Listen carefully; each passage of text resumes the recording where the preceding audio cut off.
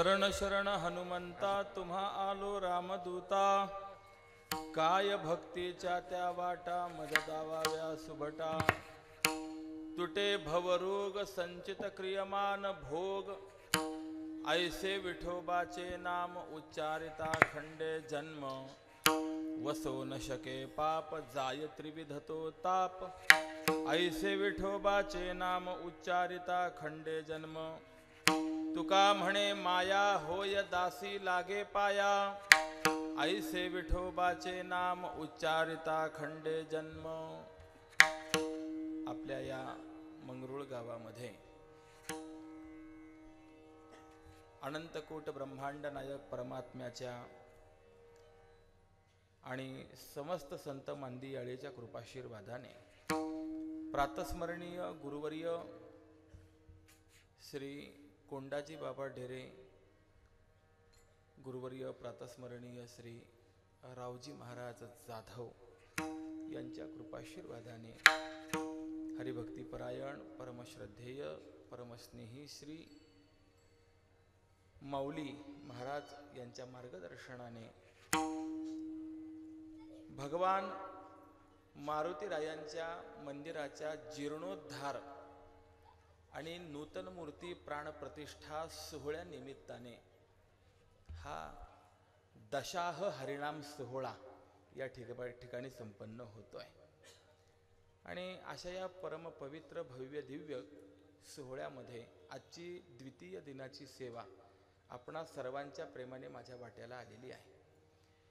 सेवेकरता घेतलेला अभंग जगद्गुरु जगद्वंदनीय भक्तीचे कळस विरक्त शिरोमणी देहुनिवासी सुप्रसिद्ध साधू तुकोबाराई यांचा असून महाराजांनी या अभंगाच्या माध्यमातून भगवन नामाचा विशेष परिणाम अभिव्यक्त केलेला आहे। विठ्ठल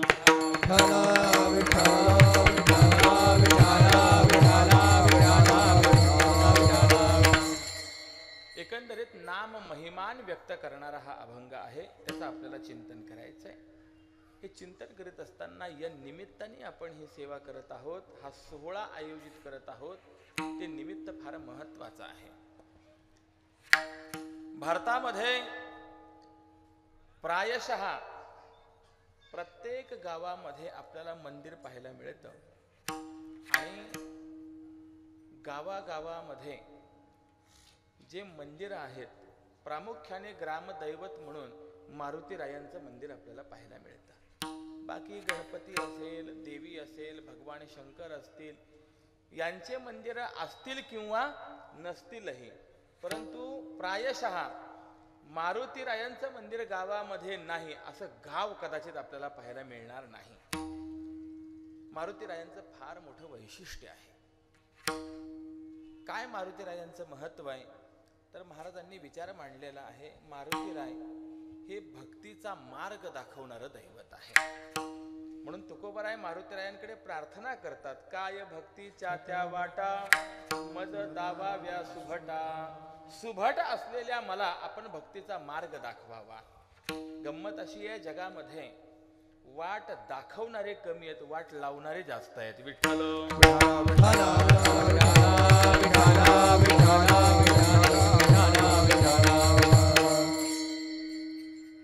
भक्तीचा मार्ग दाखवण्याचं कार्य मारुतीराय करतात। रामभक्तीचा प्रचार प्रसार हा मारुतीरायांनी केलेला आहे आणि एक संरक्षक दैवत म्हणून मारुतीरायांकडे पाहिलं जातं।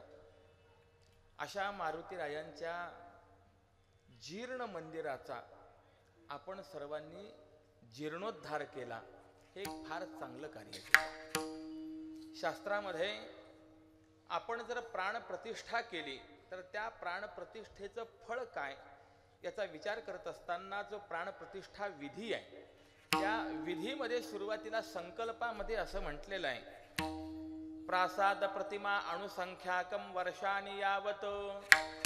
म्हणजे जे आपण मंदिर बांधलंय त्या मंदिर बांधत असताना त्यामध्ये जेवढे मातीचे वाळूचे कण उपयोगाला आले, वापरले गेले, त्यानंतर आपण नवीन मूर्ती आणतो, त्या नवीन मूर्ती बसवतो, त्या मूर्तीमध्ये सुद्धा जेवढे कण असतील तितके वर्षपर्यंत या मंदिराला किंवा प्रतिमा संपादन करण्यामध्ये जे जे तन मन धनाने सहाय्य करतात अशा सगळ्या भक्तांच्या पूर्वजांना वैकुंठ लोकात निवास करण्याकरता मिळतो. हे प्राणप्रतिष्ठेचं वैभव आहे. विठ्ठल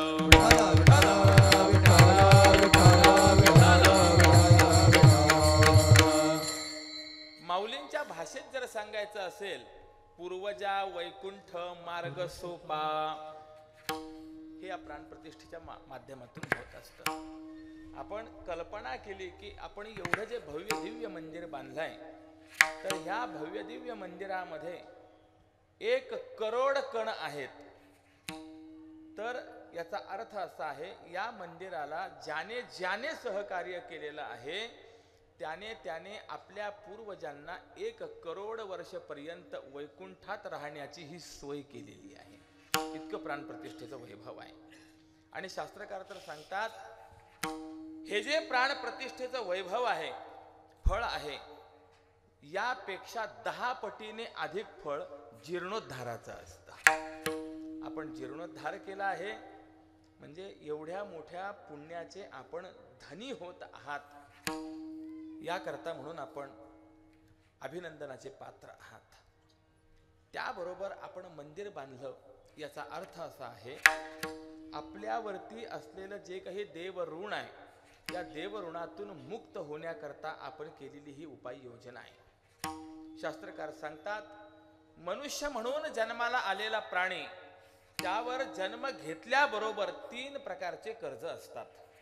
पहिलं कर्ज आहे देवाचं कर्ज, दुसरं कर्ज आहे ऋषींचं कर्ज, आणि तिसरं कर्ज आहे ते आपल्या आई वडिलांचं पितरांचं कर्ज आहे. काय यांची कर्ज आम्ही मानायची? त्याचं कारण आहे, त्या परमेश्वराने आपल्याला हा देह दिला म्हणून देवाचे आपल्यावरती उपकार आहेत. जेणे दिला हा जीवदान, करीन तयाचे चिंतन. आपल्याला हा जो मनुष्य देह प्राप्त झाला, हा आपसुकाच प्राप्त झालाय काय? तर नाही. देवे दिला हा देह भजना गोमटा, जन्म मरण अनर्थ रूप परंपरेतून आपली सुटका करून घेण्याकरता देवाने आपल्याला हा देह दिलेला आहे. विठ्ठल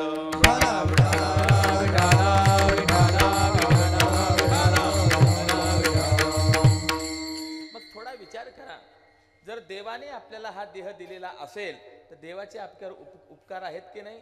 देवाचं कर्ज आपल्यावरती आहे.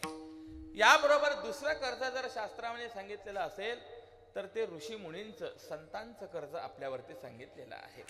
थोडा विचार करा, संतांनी आपल्याला केवढं मोठं वाङ्मय दिलंय, ऋषी मुनींनी आपल्याला शास्त्र दिले आहेत, परंतु आपल्याकडनं कशाची तरी अपेक्षा केली काय हो? आज जगामध्ये परिस्थिती अशी आहे, कुणीही कुणाला जर सल्ला देत असेल तर फुकट सल्ला देत नाही, काहीतरी त्याच्याकडनं मोबदला घेतला जातो. आपण डॉक्टरकडे जातो, डॉक्टरला रिपोर्ट वगैरे दाखवतो, डॉक्टर आपल्याला सल्ला देतात. मला विचारायचंय, फुकट देतात का त्याचा काहीतरी फी घेतात? काहीतरी फी घेऊन देतात. आपण वकिलाकडे गेलो, वकील आपल्याला सल्ला देतो परंतु फुकट देत नाही, त्याचा काहीतरी मोबदला घेत असतो. किंबहुना या पलीकडे काय सांगावं, व्यवहार क्षेत्रामध्ये सल्ला देत असताना त्याचा मोबदला घेतला जातो, यात नवल नाही.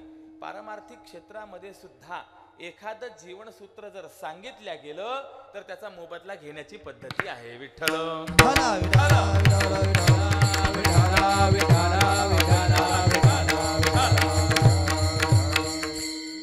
मी उदाहरण तुम्हाला सांगतो. पूर्वी एक गुणाढ्य नावाचे कवी होते. त्या कवींना यज्ञ करायचा होता. यज्ञाकरता द्रव्य हवं, धन हवं. विचार केला, धन मिळवायचं कसं? त्यांनी विचार केला की आपण कवी आहोत, काव्याची रचना करायची, काव्य विकायचं आणि त्यापासून जे मिळेल त्यामध्ये आपण यज्ञ करायचा. आणि म्हणून त्यांनी काव्याची रचना केली. काव्याची रचना म्हणजे काही फार मोठा ग्रंथ वगैरे लिहिला नाही, फक्त एक श्लोक लिहिला. तो श्लोक घेऊन राजाकडे गेले आणि राजाला सांगितलं, राजा यज्ञ करायचा आहे. बरं, मग यज्ञाकरता धन पाहिजे. बरं, त्या धनाकरता मी काव्य रचलंय, एक श्लोकाची रचना केलेली आहे. तो श्लोक मला तुम्हाला विकायचा आहे. तो श्लोक विकत घ्या, मला धन द्या, मला यज्ञ करायचा आहे. राजा म्हणाला, ठीक आहे, दाखवा तुमचा श्लोक. तो श्लोक त्या कवीने राजाला दाखवला. राजाने तो श्लोक वाचला आणि विचारलं, कविराज या श्लोकाची किंमत काय? त्या कवीने सांगितलं, महाराज हा माझा एक श्लोक लाख मोलाचा आहे. असं असल्यामुळे 1,00,000 स्वर्ण मुद्रा या श्लोकाची किंमत आहे. राजा विचार करायला लागला, एक श्लोक विकत घ्यायचा, लाख सोन्याच्या मोहरा द्यायच्या, हे काही योग्य होईल काय? राजाने सांगितलं, कविराज आपल्या या श्लोकाची ही किंमत मला योग्य वाटत नाही. कवीने सांगितलं, राजेसाहेब तुम्हाला या श्लोकाची किंमत आत्ता कळणार नाही, ही तुम्हाला भविष्यामध्ये कळेल, परंतु माझ्या श्लोकाची ही किंमत अत्यंत योग्य आहे. तुम्ही या श्लोकामध्ये मी जे जीवनसूत्र सांगितलंय त्याप्रमाणे जर वागलात तर कधीही अनर्थात सापडणार नाही, कधीही संकट आपल्यावरती कोसळणार नाही. राजा म्हणाला, ठीक आहे. राजाने विचार केला, या श्लोकाची तेवढी किंमत असो अथवा नसो, आपल्या धनाचा उपयोग जर चांगल्या कर्माकरता होणार असेल, धन द्यायला काय हरकत आहे. 1,00,000 सोन्याच्या मोहरांना एक श्लोक विकत घेतला. त्या कवीने सांगितलं, राजेसाहेब एक काम करा, जिथे जिथे तुमचा वावर आहे, जाणं येणं आहे, त्या प्रत्येक ठिकाणी हा श्लोक लिहून ठेवा. म्हणजे काय होईल, जाता येता या श्लोकावरती सतत तुमची नजर राहील. या श्लोकामध्ये मी जे जीवनसूत्र दिलेलं आहे ते जीवनसूत्र सदा सर्व काळ तुमच्या विचारात राहील आणि त्याप्रमाणे तुम्ही वागत गेलात तर तुम्ही कोणत्याही संकटात सापडणार नाही, मोठा अनर्थ टळेल. राजा म्हणाला, ठीक आहे. आता एवढ्या 1,00,000 स्वर्ण मुद्राला तो श्लोक विकत घेतलेला असल्यामुळे राजाने ठिकठिकाणी तो श्लोक लिहून लावला आणि आपल्या शयन कक्षामध्ये एका तांब्याच्या पट्टीवरती तो श्लोक कोरून असा लटकून ठेवला. हा प्रसंग झाला आणि 5-6 महिन्यांनी राजाने शेजारच्या राज्यावरती आक्रमण केलं. तिथे राजाला देवाच्या कृपेने यश मिळालं, विजय मिळाला. आता राजाने विचार केला की त्या ठिकाणी आपली राजवट लागू करायची.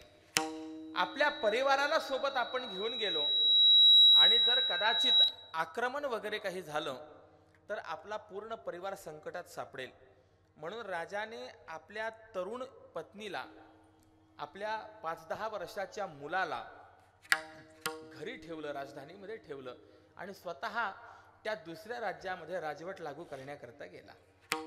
तिकडे राजवट लागू करून त्याला परत येण्याकरता जवळपास 10-12 वर्षांचा कालावधी गेला. आणि आता ज्या वेळेला आपल्या राजधानीमध्ये परत यायचं त्यावेळेला राजाने विचार केला, आपण ज्या वेळेला बाहेर पडलो त्यावेळेला आपली पत्नी युवती होती. एवढा प्रदीर्घ कालावधी गेलेला आहे, या कालावधीमध्ये आपल्या पत्नीकडनं काही अनाचार तर घडला नसेल ना, आपण एकदा खात्री केली पाहिजे. आणि म्हणून भर दिवसा राजमार्गाने महालात येण्याच्या ऐवजी अपरात्री गुप्त मार्गाने राजमहालामध्ये आला आणि शयन कक्षामध्ये गेला. जाऊन पाहतो राणी पहुडलेली होती, राणीच्या शेजारी एक पुरुष पहुडलेला होता. हे पाहिलं आणि इतका राग आला त्या राजाला. अशा दुष्ट स्त्रीला मारून टाकावं या उद्देशाने राजाने तलवार उपसली आणि आता घाव घालण्याकरता प्रवृत्त होणारच. एवढ्यामध्ये उगारलेली जी तलवार आहे, वरती जी तांब्याच्या पट्टीवरती तो श्लोक लिहून ठेवलेला होता त्या पट्टीला ती तलवार लागली, खणखण आवाज झाला. त्याबरोबर राजाचं लक्ष त्या श्लोकाकडे गेलं. त्या श्लोकामध्ये जे जीवनसूत्र दिलेलं होतं, राजा त्याच जीवनसूत्राचा विचार करायला लागला. एवढ्यामध्ये झालेल्या आवाजामुळे त्या राणीला जाग आली. राणीने पाहिलं राजेसाहेब आलेत, पटकन उठली, राजेसाहेबांना नमस्कार केला. राजाने तिचा धिक्कार केला, दुष्टे, कुलटे, व्यभिचार करतेस आणि पुन्हा मला नमस्कार करतेस, दूर हो. त्यावेळेला तिला लक्षात आलं राजेसाहेबांचा काहीतरी गैरसमज होतोय. तिने जो शेजारी पहुडलेला पुरुष होता त्याला हलवलं, जाग केलं, बघ कोण आलाय, नमस्कार कर. राजा म्हणाला, चांडाळने तुला लाज वाटत नाही, व्यभिचार करतेस आणि पुन्हा जार पुरुषाला मला नमस्कार करायला लावते. ते ऐकल्यानंतर राणीने सांगितलं, महाराज थोडंसं शांत व्हा. आपण गेलात त्यावेळेला आपल्याला एक 10 वर्षाचा मुलगा होता, होय, हा तोच मुलगा माझ्या शेजारी झोपलेला आहे. हे ऐकलं महाराज आणि राजाच्या हातातली तलवार गळून पडली. राजा विचार करायला लागला, अरे अरे अरे, आज मी माझ्या हातानेच माझ्या पतिव्रता पत्नीचा आणि माझ्याच मुलाची हत्या करणार होतो. पण आज या हत्येपासून, या अनर्थापासून मी वाचलो. का वाचलो? त्यावेळेला त्याला आठवलं की या श्लोकामुळे वाचलो. या श्लोकाची किंमत त्याला आज कळाली. काय श्लोक होता? सहसा न विदधीत क्रियाम अविवेकः परमा पदाम पदम वृणुते विमृश्यकारिणम गुणलुब्धा स्वयमेव संपदः.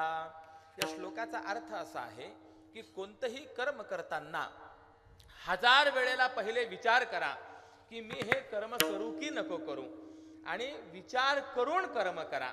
जो विचार करून कर्म करतो तो कधीही कोणत्याही संकटामध्ये सापडत नाही, त्याला अनर्थाला सामोरं जावं लागत नाही. आणि याच त्याच्या गुणावरती लुब्ध झालेली माता महालक्ष्मी स्वतः त्याचं वरण करते. म्हणजे काम करताना विचारपूर्वक काम करा, असा जो तो संदेश त्या कवीने राजाला दिला. मला विचारायचंय, महत्वाचा संदेश आहे की नाही? आपणही आपल्या जीवनामध्ये कोणतंही काम करताना जर विचार करून काम केलं तर कधीही आपण कोणत्याही संकटामध्ये सापडणार नाही, कोणत्याही अनर्थाला आपल्याला सामोरं जावं लागणार नाही. पण मला विचारायचंय, हे जीवनसूत्र जरी त्या कवीने राजाला सांगितलं असेल तर ते जीवनसूत्र राजाला देत असताना फुकट दिलं का काही मोल घेऊन दिलंय? एवढं सांगा.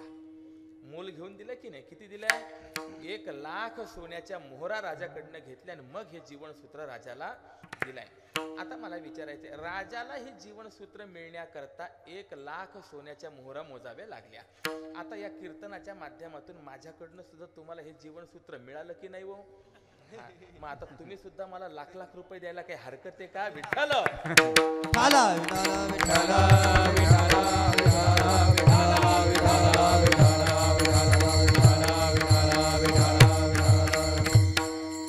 साधी गोष्ट आहे. मला सांगायचा मुद्दा असा आहे, एक जीवनसूत्र दिलं तर 1,00,000 सोन्याच्या मोहरा मोजून घेतल्या. मला विचारायचंय, ज्ञानोबारायांनी, तुकोबारायांनी, नाथ महाराजांनी, सर्वच संत मांदियाळीने तुम्हा आम्हाला किती दिलाय? देतो मोलावीन सर्व वस्तू, देतो मोलावीन सर्व देतो मोलावीन देतो मोलावीन. हो एका जनार्दनी मांडिले दुकान, देतो मोलावीन सर्व वस्तू, देतो मोलावीन सर्व वस्तू. एका जनार्दनी मांडिले दुकान, देतो मोलावीन सर्व वस्तू, देतो मोलावीन सर्व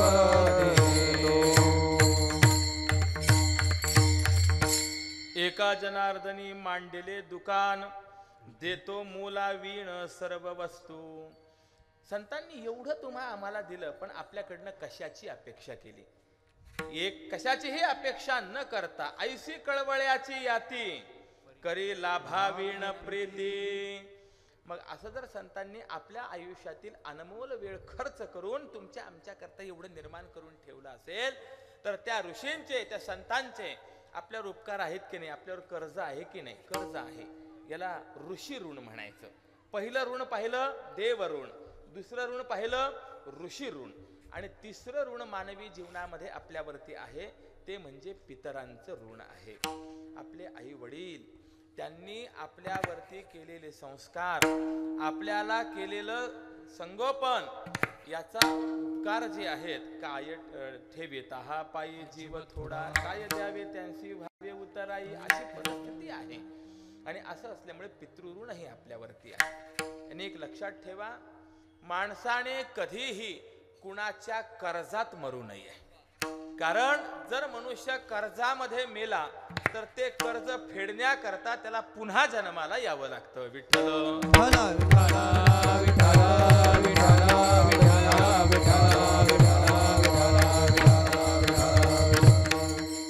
अहो म्हणलं कर्जात मरायचं नाही, आणि या तिघांचे तर कर्ज आमच्यावरती आहेत. मग या ऋणातून मुक्त होण्याकरता आम्ही काय करायचं, हा मोठा प्रश्न आहे. तर त्याचं उत्तर आपल्याला देता येईल. पितृ ऋणातून मुक्त होण्याकरता, आई वडिलांच्या ऋणातून मुक्त होण्याकरता आई वडील तह हयात आहेत तोपर्यंत त्यांच्या आज्ञेचं परिपालन करावं, त्यांना समाधान होईल असं वागावं, त्यांची सेवा करावी. आणि ज्या वेळेला आई वडील तह हयात राहणार नाहीत त्यावेळेला त्यांच्या निमित्ताने गयेला जाऊन पिंडदान करावं. पिटले पितरांचे ऋण, पिटले पितरांचे ऋण, पिटले पितरांचे ऋण, पिटले पितर. माझे झाले गयावर जन, माझे झाले गयावर जन, माझे झाले गयावर जन, माझे झाले गयावर जन.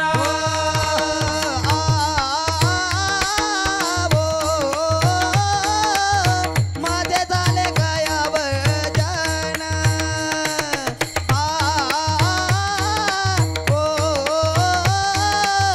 माझे झाले गयावर जन.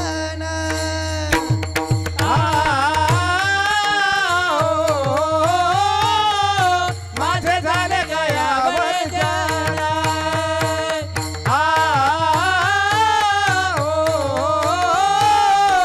माझे झाले गयावर जन. माझे झाले गयावर जन, पिटले पितरांचे ऋण. माझे झाले गयावर पिटले पितरांचे ऋण. माझे झाले गयावर जन, पिटले पितरांचे ऋण. माझे झाले गयावर जन, पिटले पितरांचे ऋण. माझे झाले गयावर जन,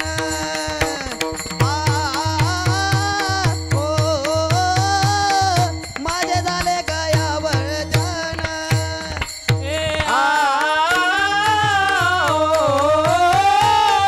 माझे झाले गयावर जन,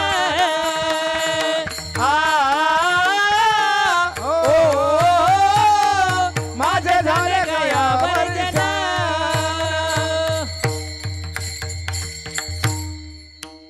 माझे झाले गया वर्जन, फिटले पितरांचे ऋण. ऋणातून मुक्त होण्याकरता याप्रमाणे आपण कर्म करावेत. ऋषी ऋणातून मुक्त होण्याकरता काय करावं? संतांनी जे वाङ्मय लिहून ठेवलेलं आहे त्या वाङ्मयाचं पारायण करावं, चिंतन करावं, रोज काकडा म्हणावा, हरिपाठ करावा. यातून आपण संतांच्या ऋणातून उर्ऋण होतो. आणि देव ऋण आता राहिलं तर देव ऋणातून मुक्त होण्याकरता काय करावं? शास्त्रकार सांगतात, ज्या ठिकाणी यज्ञ याग असेल त्या ठिकाणी सहकार्य करावं. ज्या ठिकाणी देव मंदिराची उभारणी चाललेली असेल, ज्या ठिकाणी सप्ताह सत्संग इत्यादिकांचं कार्य चाललेलं असेल त्या ठिकाणी आपण आपल्याला शक्य आहे तेवढा सहभाग नोंदवावा. याच्यातून देव ऋणातून आपली मुक्तता होत असते. विठ्ठल विठ्ठल विठ्ठल विठ्ठल विठ्ठल विठ्ठल.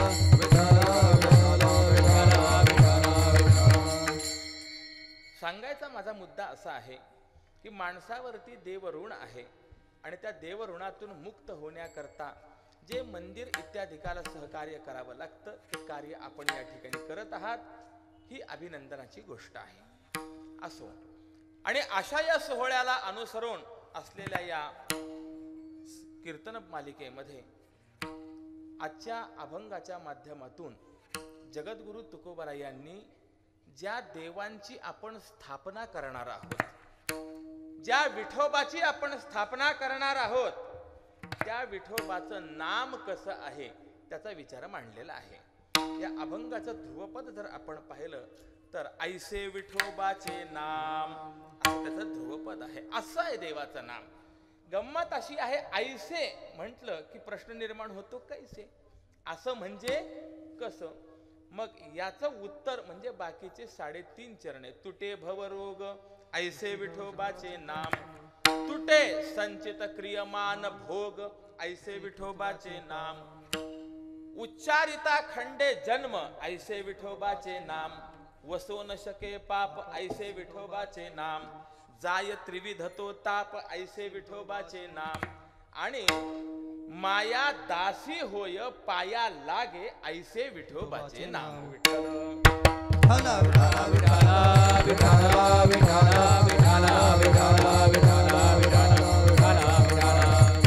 म्हणजे एकंदरीत देवाचं नाम कसं आहे तर त्याचा परिणाम 6 प्रकाराने जगद्गुरु तुकोबरा यांनी या अभंगाच्या माध्यमातून आपल्या समोर मांडलेला आहे. असं देवाचं नाम आहे. बरं, अजून असं देवाचं नाम आहे म्हणजे कसं आहे तर याचा दुसरा अर्थ असा आहे, बाकीच्या साधना करण्याकरता कठीण आहेत, परंतु देवाच्या नामाची साधना मात्र सर्वांमध्ये सोपी आहे, असं देवाचं नाम आहे. नाम संकीर्तन साधन पैसोपे, नाम संकीर्तन साधन पैसोपे, नाम संकीर्तन साधन पैसोपे, नाम संकीर्तन साधन पैसोपे, नाम संकीर्तन साधन पैसोपे, नाम संकीर्तन साधन पैसोपे, नाम संकीर्तन साधन पैसोपे, नाम संकीर्तन साधन पैसोपे, जळतील पापे जन्मातरीचे जन्मातरीचे, जळतील पापे जन्मातरीचे, जळतील पापे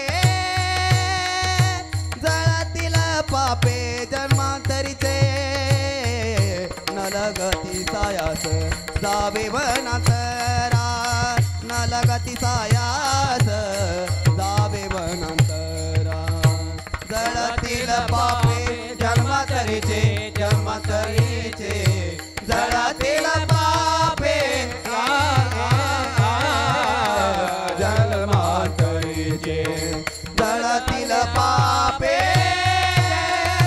जळतील पापे जन्मातरीचे, नलगती सायास जावे वनांतरा, नलगती सायास जावे वनांतरा, नलगती सायास जावे वनांतरा.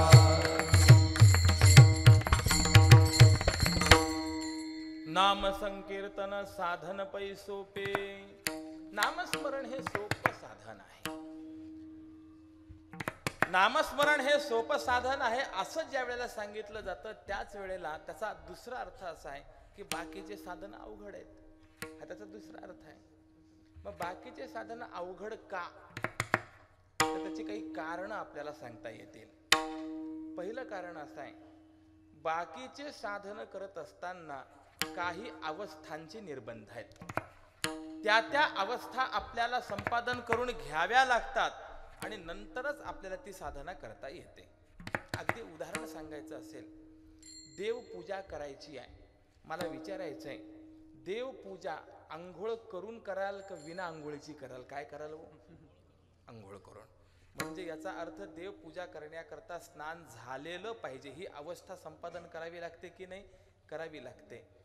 पण मला विचारायचंय, नामस्मरण करण्याकरता स्नान झालेलंच पाहिजे असा कुठला तरी निर्बंध आहे का? नाहीये.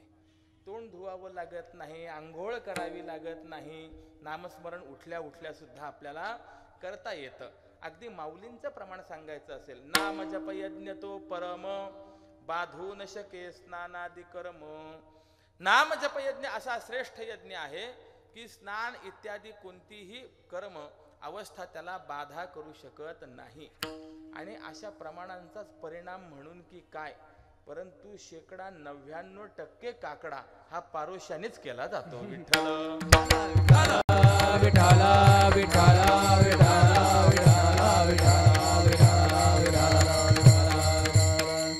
चालेल, परंतु कोणताही दोष लागत नाही, कारण की नामसाधना विशेष आहे. ठीक आहे. म्हणजे पहिला आपण प्रकार पाहिला की अवस्थेचा निर्बंध नाही. बरं, बाकीच्या साधना जर आपण पाहिल्या तर बाकीच्या साधना अशा आहेत की त्या करत असताना काही तिथीचे निर्बंध आहेत, त्या तिथीलाच ती साधना करावी लागते, दुसऱ्या तिथीला करता येत नाही. अगदी उदाहरण मी आपणास सांगतो. जो महिला वर्ग या ठिकाणी बसलेला आहे त्यातील जो सौभाग्यवती सुवासिनी वर्ग आहे तो वर्ग दरवर्षी आपल्याला 7 जन्मपर्यंत हाच पती प्राप्त व्हावा, आपलं सौभाग्य अखंडित राहावं याकरता म्हणून एक दिवस असा येतो की त्या दिवशी वडाची पूजा करतात, वडाला सुताने 7 वेळेला वेष्टन करतात आणि हात जोडून त्याला म्हणत असतात वडापाव वडापाव असं म्हणत असतात. पाव म्हणजे प्रसन्न हो. मला विचारायचं आहे, ही जी वडाची पूजा करणं आहे, वडाची प्रार्थना करणं आहे, मनाला वाटेल त्या दिवशी करता येते का ठरलेल्या दिवशी करावी लागते? ठरलेल्या दिवशी करावी लागते. कोणता दिवस आहे? वटपौर्णिमा. याचा अर्थ असा आहे की या साधनेला तिथीचा निर्बंध आहे. जसा या साधनेला तिथीचा निर्बंध आहे तसा नाम साधनेला कोणत्या तरी तिथीचा निर्बंध आहे का हो? कोणत्याही तिथीचा निर्बंध नाही. चला, म्हणजे पहिला अवस्थेचा निर्बंध नाम साधनेला नाही कळालं, तिथीचा निर्बंध नाही कळालं. तिसरा जर आपण विचार केला तर बाकीच्या साधना करत असताना काळ वेळेचे निर्बंध आहेत. नाम साधनेला काळ वेळेचे निर्बंध. काळ वेळ नाम उच्चारिता नाही, दोन्ही पक्ष पाही उतरते, दोन्ही पक्ष पाही उतरते, दोन्ही पक्ष पाही उतरते.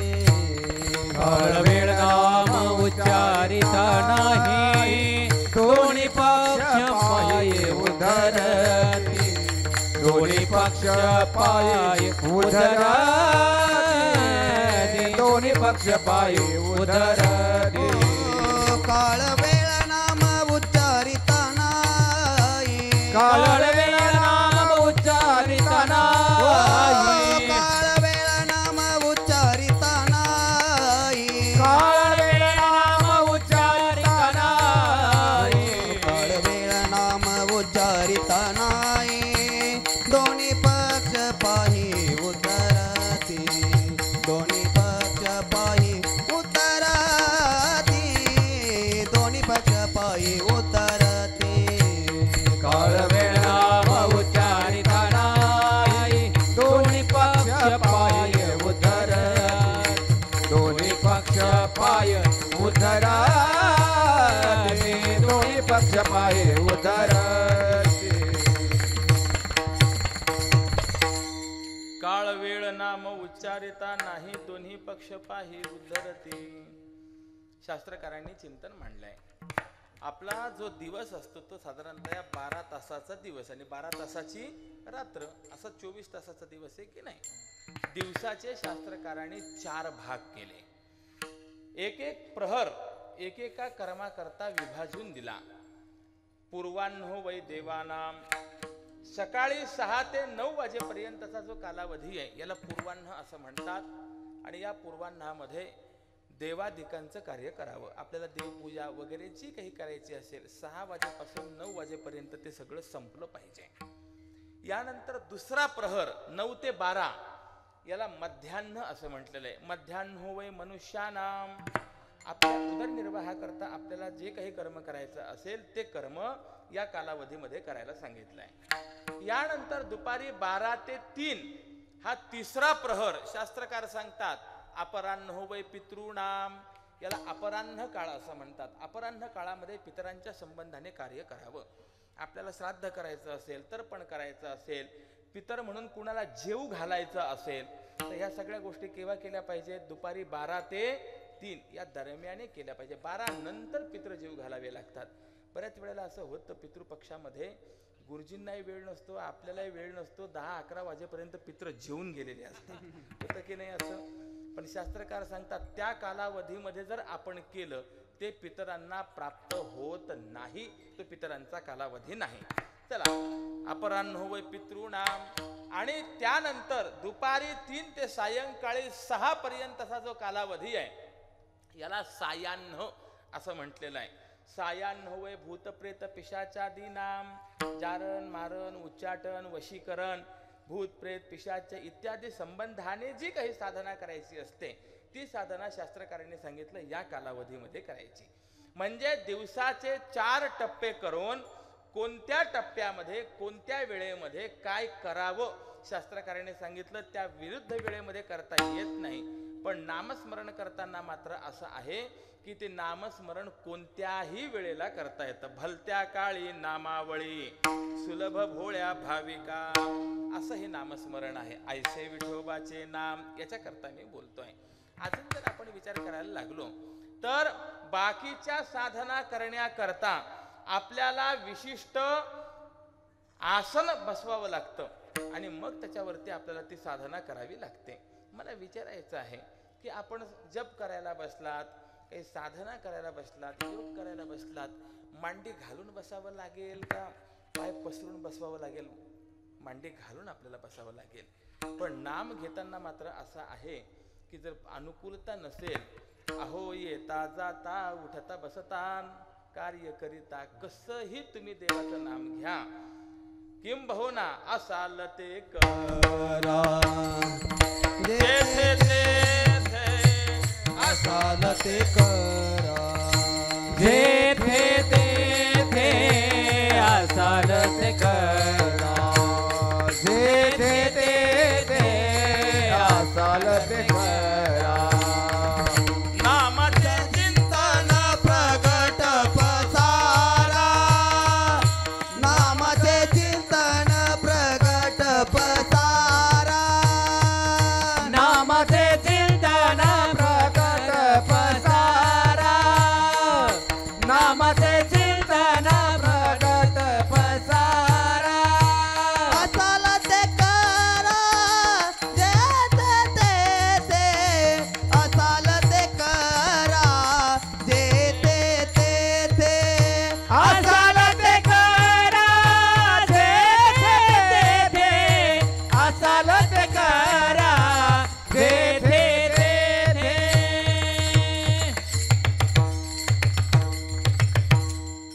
नामाचे चिंतन प्रगट पसारा, असाल ते करा जेथे तेथे. ज्या अवस्थेत असाल त्या अवस्थेमध्ये आपल्याला नामसाधना करता येते.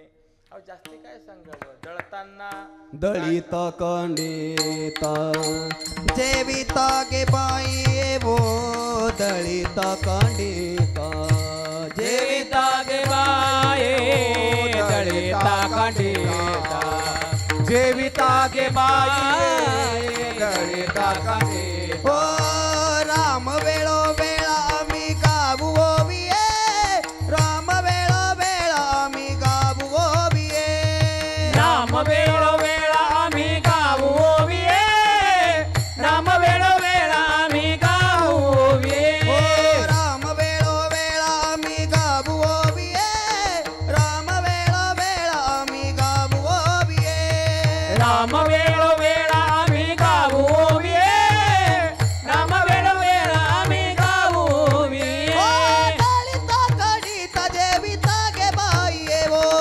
दळिता कंडिता जेविता गे बाई माये, दळित कंडिता जेविता गे बाई वो, दळिता कंडिता जेविता गे बाई माये. ओ राम वेळो वेळा मी गाऊ ओविये, राम वेळो वेळा मी गाऊ ओविये, राम वेळो वेळा आम्ही गाऊ ओविये, राम वेळो वेळा आम्ही गाऊ ओविये, गाऊ ओविये, गाऊ ओविये. दळिता कांडिता तुझ गायीन अनंता, हरी बोला भांडता, हरी बोला कांडता. कितीतरी प्रमाण आपल्याला देता येतील. आहे त्या अवस्थेत नाम घेता येतं, ऐसे विठोबाचे नाम. आणि याच्या पलीकडे अजून जाऊन सांगायचं असेल तर बाकीच्या साधना करण्याकरता आपल्याला अधिकारी व्हावं लागतं. कर्म करायचं तरी अधिकार संपन्न व्हावं लागतं. योग साधना करायची अधिकारी व्हावं लागतं. ज्ञान मार्गाने जायचं अधिकारी व्हावं लागतं. परंतु नामसाधन मात्र असं आहे, सकळांशी येथे आहे अधिकार, कलियुगी उद्धार हरीच्या नामे. असं देवाचं सर्वात सोपं आणि सर्वात श्रेष्ठ नाम आहे, ऐसे विठोबाचे नाम. काहींनी प्रश्न विचारला, महाराज असं एवढं जर सोपं औषध असेल, सोपं साधन असेल तर त्याचा परिणाम आहे का, असा प्रश्न निर्माण होतो. बऱ्याच वेळेला असं होतं, औषध महागडं असलं की माणसाला असं वाटतं नाही त्याचा परिणाम चांगला आहे. औषध जर स्वस्त असेल तर मनुष्य त्याच्यावरती श्रद्धा ठेवत नाही. महाराज सांगतात, अरे बाबा, हे औषध जे आहे हे सहज प्राप्य आहे, सर्वांना प्राप्त होणार आहे, परंतु याचा प्रभाव जर पाहिला तर सर्वात श्रेष्ठ प्रभाव आहे. मग काय या नामाचा प्रभाव आहे? तर 2 प्रभाव नामाचे पहिल्या चरणात महाराज सांगतात. तुटे भवरोग, तुटे भवरोग, तुटे भवरोग, तुटे भवरोग,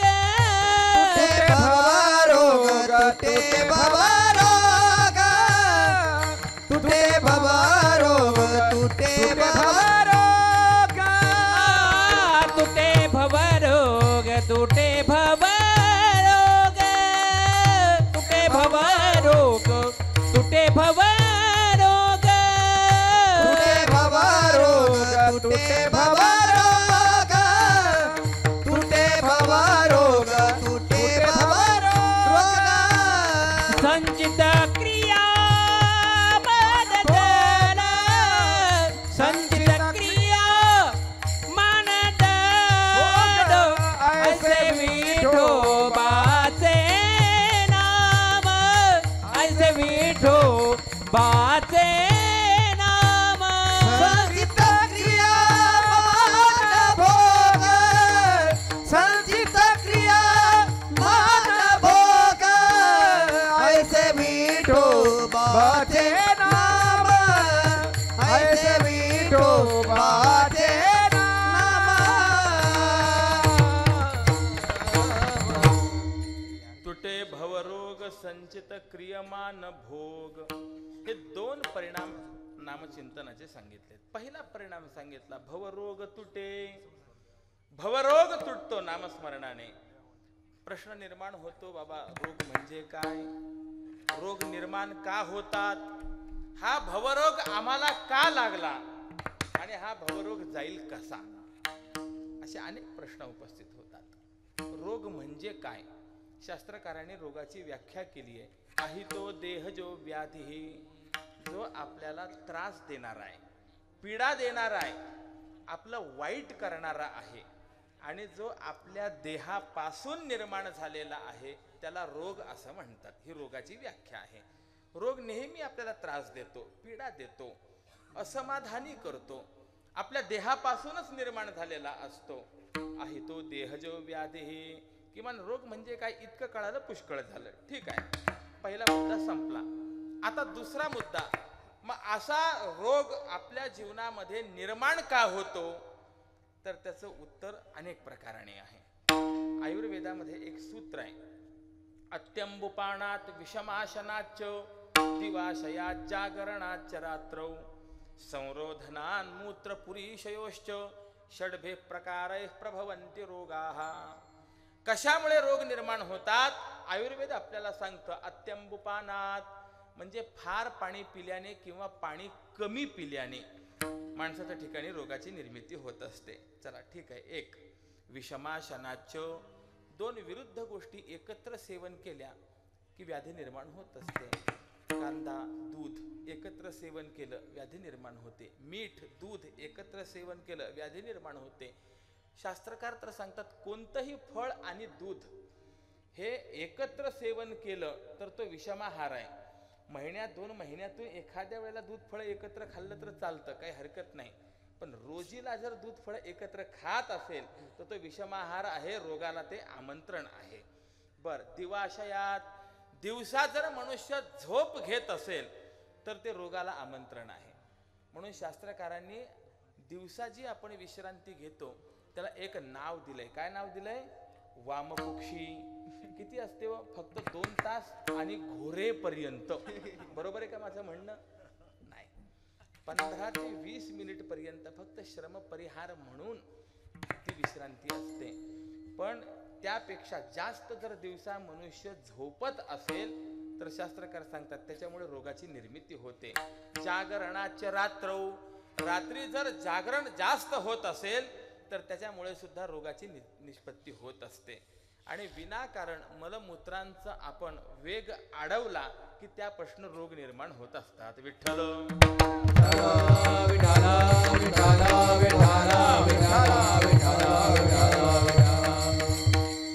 म्हणजे का का रोग निर्माण होतो त्याची काही कारण आपण पाहिली. अजून जर आपण कारण पाहायला गेलो, विहारजन्य व्याधी म्हणजे विहारामुळे सुद्धा व्याधी निर्माण होते. थंडी पडलेली आहे, अंगात स्वेटर नाही, कानटोपी नाही, आणि तसाच आपला 2-4 किलोमीटर फिरायला गेला आणि गार हवेतून फिरून आला, घरी आला, ताप चढला, सर्दी झाली, पडसं झालं, खोकला झाला. आता मला विचारायचंय की खाल्ल्यामुळे ही रोग व्याधी निर्माण झाली का विहारामुळे निर्माण झालेली आहे? विहारामुळे निर्माण झाली. याला विहारजन्य व्याधी म्हणतात. चला, दुसरा प्रकार संपला. अजून कशाने रोग निर्माण होतात? शास्त्रकार सांगतात, भोग मर्यादेत भोगावेत. अधिक भोग जर भोगल्या गेले, भोगे रोगा जोडून या दिधले अनेका. अधिक भोगी हा रोगी होत असतो. म्हणून रोग निर्माण होण्याचं कारण एक भोगही आहे. बरं, अजून काही कारण आहे? अजून कारण आहे. काय कारण आहे? आपल्या मागच्या जन्मामध्ये केलेलं पाप त्याला कारणीभूत आहे. गंमत बघा कशी आहे. कधी कधी आपल्याला असा दृश्य पाहायला मिळेल की एखादा व्यक्ती असं असतं, आयुष्यभर तंबाखू खातो, विड्या वगैरे ओढतो, सगळे हे व्यसन करतो, पण तरी सुद्धा निरोगी जीवन जगतो शेवटपर्यंत. आणि एखादा असा असतो, कधी बडीशोप सुद्धा खात नाही, सुपारी सुद्धा खात नाही, पण तरी सुद्धा त्याला कॅन्सर होतो. हे पाहिल्यानंतर मनुष्य विचारात पडतो की अरे, कॅन्सर होण्याकरता जी कारण आहेत ती कारण याच्या ठिकाणी कोणतीच नाही. असं असताना याला कॅन्सर झाला कसा? त्याचं उत्तर आम्हाला आयुर्वेदाने दिलं. पूर्वजन्म कृतम पापम व्याधी रूपेण बाधते. पूर्वजन्मामध्ये केलेलं पाप या जन्मामध्ये रोगराईच्या रूपाने आपल्या समोर येत असतं. तुका म्हणे पापे येती रोगाची आगपे, येती रोगाची आगपे, येती रोगाची आगपे. हा तुका म्हणे पापे येती रोगाची रूपे, येती रोगाची रूपे, येती रोगाची रूपे.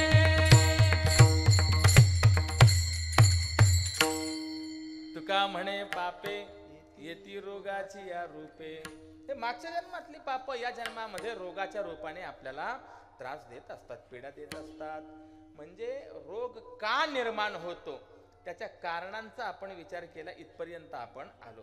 आता मला विचारायचंय, आहारामुळे निर्माण झालेली व्याधी, त्यानंतर विहारामुळे निर्माण झालेली व्याधी, भोगामुळे निर्माण झालेली व्याधी, पूर्वकर्मामुळे निर्माण झालेली व्याधी, हे जेवढे रोग आहेत ते सगळे रोग सगळ्यांना आहेत का? नाही. एक रोग सगळ्यांना नाही आणि सगळे रोग एकाला नाही. मान्य इथपर्यंत. पण एक रोग मात्र असा आहे की तो रोग मुंगीपासून ब्रह्मदेवापर्यंत सगळ्यांना आहे आणि त्या रोगाचं नाव भवरोग आहे. विठ्ठल विठ्ठला विठ्ठला विठ्ठला विठ्ठला विठ्ठला विठ्ठला विठ्ठला. सगळ्यांना आहे म्हणलं. हो, सगळ्यांना आहे. तुम्हा आम्हाला, हो आम्हाला सुद्धा हा भवरोग आहे. म्हणलं आम्हाला हा भवरोग झालाय, कळायचं कशावरनं? प्रत्येक रोगाचं काही ना काही लक्षण असतं की नाही? हो म्हणलं बरोबर आहे. लक्षण सांगतो. ज्या वेळेला चांगली गोष्ट वाईट वाटते आणि वाईट गोष्ट चांगली वाटायला लागते, समजावं भवरोग झालेला आहे. अगदी सोपं सांगायचं असेल तर पूर्वी एखाद्याला सर्पदंश झाला तर त्याला विषबाधा झाली आहे की नाही हे पाहण्याकरता, तपासणी करण्याकरता, परीक्षेकरता पर्याय काय होता? रानामध्ये जर सर्पदंश झाला, कुठेतरी कडुलिंबाचं झाड असायचं, कडुलिंबाचा पाला आणायचा, ज्याला साप चावलाय त्याला खाण्याकरता द्यायचा. आता कडुलिंब चवेला कसा आहे? कडू आहे. पण कडू असलेला कडुलिंब जर त्याला गोड लागला चवेला तर समजायचं याला विषाची बाधा झालेली आहे. आणि गावामध्ये वगैरे कुठे सर्पदंश झाला तर आता कडुलिंबाचा पाला शोधत बसायची गरज नाही. आता घराघरामध्ये असलेला गुळाचा खडा त्याला खाण्याकरता द्यायचा. गुळ चवेला कसा आहे? गोड आहे. पण तो गोड असलेला गुळ जर त्याला कडू लागला तर समजावं त्याला विषबाधा झालेली आहे. म्हणजे काय झालं? जे कडू आहे ते गोड लागलं, जे गोड आहे ते कडू लागलं की त्याला बाधा झाली आहे. ही गोष्ट मानावी लागते की नाही? महाराजांनी तोच विचार मांडला. विषय विषयाचा पडी पाडू, गोड परमार्थ लागे कडू. कडू विषय तो गोडू, जीवाशी जाहला. आणि असं ज्याच्या ठिकाणी झालं समजावं त्याला भवरोग झाला. विठ्ठल विठ्ठल विठ्ठल विठ्ठल विठ्ठल विठ्ठल आणि बाकीचे जे रोग आहेत ते बाकीचे रोग कदाचित औषधोपचाराने वगैरे जातील, परंतु हा भवरोग मात्र कोणत्याही औषधाने जात नाही. याच्याकरता वेगळं औषध घ्यावं लागतं. कोणतं औषध घ्यावं लागतं? ब्रह्मरस घेई काढा, तेने पीडा वारेल. ब्रह्मरसाचा काढा, भगवान नामाचा काढा या भवरोगाकरता घ्यावा लागतो. म्हणलं रोग जातो, भवरोगा ऐसे जाय.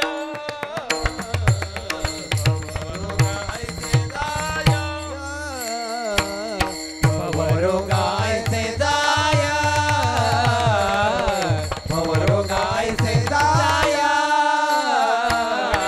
काय क्षुल्लके आणि काय क्षुल्लके, माझ्या नाम विठोबाचे, माझे नाम विठोबाचे. आणि कसाय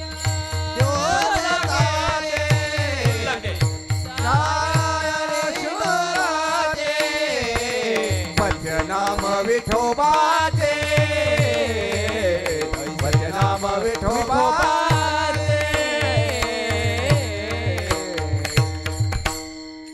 भवरोगा ऐसे जाय आणि काय क्षुल्लके. स्वस्वरूपाच्या अज्ञानामुळे निर्माण झालेला आणि प्रत्येक जीवाच्या पाठीमागे लागलेला भवरोग हा नामस्मरणाने जातो. म्हणून तुकोबारायांनी विधान केलं, तुटे भवरोग. ठीक आहे, ऐसे विठोबाचे नाम. पहिला परिणाम सांगितला. दुसरा परिणाम महाराज सांगतात, तुटे संचित, तुटे क्रियमान, तुटे भोग. याचा अर्थ संचित कर्मही तुटतं, क्रियमान कर्मही तुटतं आणि प्रारब्ध कर्मही समाप्त होतं. भोग या शब्दाचा अर्थ प्रारब्ध कर्म आहे. हे कर्माचे प्रकार आहेत. आपण मागे केलेलं कर्म, ज्या कर्माचा साठा झालेला आहे त्याला म्हणायचं संचित. जे आज आपण करतोय त्याला म्हणायचं क्रियमान.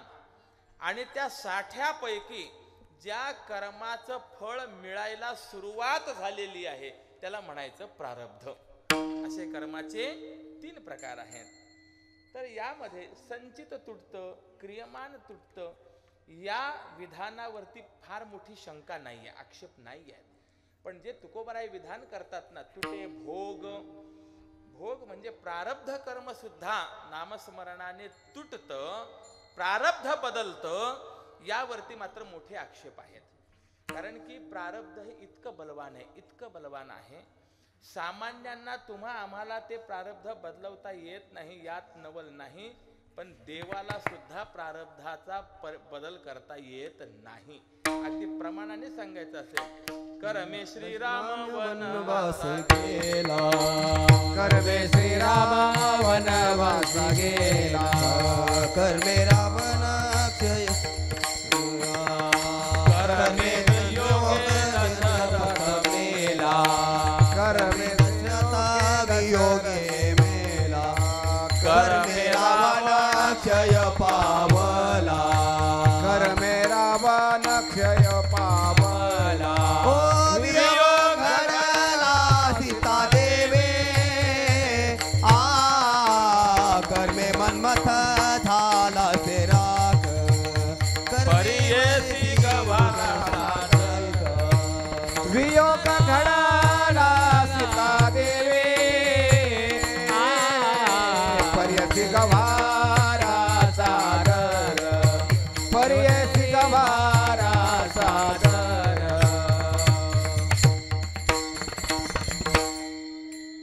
कर्मे श्रीराम वनवासा गेला, कर्मे दशरथ वियोगे मेला, कर्मे रावण क्षयो पावला, वियोग घडला सीता देवी. थोडा विचार करा. मर्यादा पुरुषोत्तम प्रभू रामचंद्र म्हणजे अनंत कोट ब्रह्मांड नायक परमात्मा आहे, देव आहे. पण असा देव असताना सुद्धा रामरायाला वनवास चुकला का? रामरायाला दुःख सहन करावं लागलं की नाही? सहन करावं लागलं. का सहन करावं लागलं? माऊली त्याचं उत्तर देतात, कर्मामुळे. आता कोणत्या कर्मामुळे रामरायाला वनवास भोगावा लागला, हे दुःख भोगावं लागलं, त्याचा विस्तार आता मी करत नाही. एक वाक्य फक्त सांगून जाईल संगती म्हणून. पूर्वजन्मामध्ये नारदांच्या शापामुळे रामरायाला हे सर्व भोगावं लागलं. म्हणजे प्रारब्ध रामाला चुकवता आलं नाही, प्रारब्ध देवाला चुकवता आलं नाही, देवाच्या बापाला चुकवता आलं नाही. कर्मे दशरथ वियोगे मेला. दशरथ राजा रामरायाचे वडील म्हणजे देवाचे वडील आहेत की नाही, परंतु देवाच्या वडिलांना तरी कर्म चुकवता आलं का हो? नाही. श्रावण बाळाची जी हत्या घडली, श्रावण बाळाच्या आई वडिलांनी दिलेला जो शाप आहे, त्या शापाचा परिणाम दशरथ राजाला सुद्धा देवाचे वडील असून सुद्धा राम राम म्हणत प्राण सोडावे लागले. कर्म कुणाला सोडत नाही महाराज. कर्मे रावण क्षयो पावला. रावण काही सामान्य व्यक्ती होती का महाराज? एक हनुमान नाटक नावाचं नाटक आहे साहित्यशास्त्रामध्ये. त्याच्यामध्ये रावणाच्या नोकरांचा दरारा सांगितलाय. ब्रह्मन्नध्ययनस्य नैष समयः तूष्णीं बहिस्थीयताम स्वल्पम जल्प बृहस्पते जडमते नैषा सभा वज्रिणः. त्या रावणाने सगळे देव बंदी करून ठेवले होते, सगळ्या देवांना काम वाटून दिले होते आणि ब्रह्मदेवाला काम दिलेलं होतं रावणाने की रोज तू सभेमध्ये यायचं आणि ठरलेल्या वेळेला शांतीपाठ म्हणायचा. हे काम ब्रह्मदेवाकडे दिलं होतं. गंमत अशी होती, ब्रह्मदेव जर ठरलेल्या वेळेपेक्षा 1-2 मिनिट अगोदर येऊन त्याने शांतीपाठाला सुरुवात केली तर रावणाचे नोकर ब्रह्मदेवाला दटवायचे. करे ब्रह्मदेवा, कळत नाही तुला? अजून वेळ व्हायची बाकी आहे, 2 मिनिट बाहेर उभा राहा. वेळेवरती आतमध्ये यायचं मग सुरुवात करायची. कोण दटवायचं? रावण नाही बरं का, रावणाचे नोकर दटवायचे. ब्रह्मन्नध्ययनस्य नैष समयः तूष्णीं बहिस्थीयताम. बाहेर थांबा, 2 मिनिटानंतर आतमध्ये या. आणि म्हणून ब्रह्मदेव जर बिचारा आपला 1-2 मिनिट उशीर झाला यायला तर ते रावणाचे नोकर त्याला म्हणायचे, ब्रह्मदेवा का रे कळत नाही? 6:30चं कीर्तन 6:45ला सुरुवात करतो असं म्हणायचे ते महाराज. सांगायचं तात्पर्य, एवढा रावणाच्या नोकरांचा दरारा. स्वल्पम जल्प बृहस्पते जडमते नैषा सभा वज्रिणः. देवगुरु बृहस्पती जर काही बोलायला लागले तर त्या नोकरांनी सांगावं, बृहस्पती ही इंद्राची सभा नाही, ही रावणाची सभा आहे, इथे मोजकं बोलायचं. मला विचारायचंय, ज्याच्या नोकरांचा एवढा दरारा असेल की जे देवादिकांना दटावतात, त्या रावणाचा वैभव, त्या रावणाचा दरारा काय असेल विचार करा थोडा. पण असा सुद्धा रावण क्षयो पावला. क्षयाला गेला की नाही, नष्ट झाला की नाही, संपला. कशामुळे संपला? माऊलीने उत्तर दिलेलं आहे, कर्मे रावण क्षयो पावला. कर्मामुळे. आणि वियोग घडला सीता देवी. थोडा एक विचार करा, एका राजाची मुलगी, एका चक्रवर्ती सम्राटाची सून आणि साक्षात देवाची पत्नी, पण एवढं असून सुद्धा सीता माईला रामरायाचा वियोग सहन करावा लागला. हे सगळं का घडलं? त्याचं एकमेव कारण आहे, मागच्या जन्मातील कर्म आहे, प्रारब्धाचा हा परिणाम आहे. प्रारब्धापुढे कुणाचंही काही चाललं नाही, काही चालत नाही. मग प्रश्न निर्माण होतो, देवाचं कर्म पुढे चाललं नाही, काय करावं? म्हणून एक स्वल्प विराम थोडासा द्या. एक वाक्य जरूर ध्यानात ठेवा. कदाचित मनुष्य देवाला नाही घाबरला, हरकत नाही, परंतु कर्माला त्याने घाबरलं पाहिजे. जर देवाविषयी आपल्या कडून काही चूक झाली आणि आपल्याला ती कळाल्यानंतर पश्चाताप झाला, आपण देवाची क्षमा याचना केली, तर देव हा करुणा सिंधू आहे. बहु आहे करुणावंत अनंत हे नाम ज्या. तो परमात्मा कदाचित आपल्याला क्षमाही करेल, माफही करेल, परंतु ज्याप्रमाणे जमिनीवर पडलेलं शेण हे माती घेतल्याशिवाय उठत नाही, त्याप्रमाणे झालेलं कर्म फळ दिल्याशिवाय राहणार नाही. विठ्ठल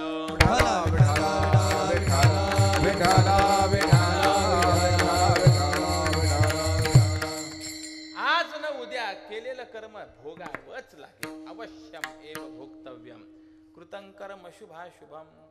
आणि असं असल्यामुळे प्रारब्ध ही बाब अशी आहे, ही देवाला सुद्धा टाळता आली नाही. आणि मग देवाला जर प्रारब्ध टाळता आलं नाही, बदलवता आलं नाही, तर महाराज तुम्ही तर इथे प्रतिज्ञा करून ठेवली, विधान केलंय, तुटे भोग, ते प्रारब्ध तुटतं. म्हणलं देवाला तोडता आलं नाही, मग देवाच्या नामाने तुटेल कसं, हा प्रश्न निर्माण होतो. त्याचं उत्तर आपल्याला देता येईल. बऱ्याच वेळेला असं असतं, माणसाकडून जे काम होत नाही ते काम माणसाच्या नामाने होत असतं. व्यक्तीपेक्षा व्यक्तीच्या नावामध्ये ताकद जास्त असते. याला उदाहरण मी आपणास सांगतो. एकदा काय झालं, कौसल्या माता, अंजनी माता आणि लोपामुद्रा ह्या तिघी जणी एकत्र बसल्या होत्या. आणि तिघी जणी एकत्र बसल्यानंतर चर्चा चालू झाली रामायणाची. त्या कौसल्या मातेने सांगितलं, माझ्या मुलाने काय पराक्रम गाजवला, आजपर्यंत जगामध्ये जी गोष्ट घडली नाही, भविष्यात घडणार नाही, ती गोष्ट माझ्या मुलाने केली. काय केलं तुमच्या मुलाने आईसाहेब? तिने सांगितलं, समुद्रावर पूल बांधला. रामाचं हे कर्तृत्व आहे. बरं, तो पूल म्हणजे आपण जसे पूल पाहतो तसा सामान्य पूल नव्हता.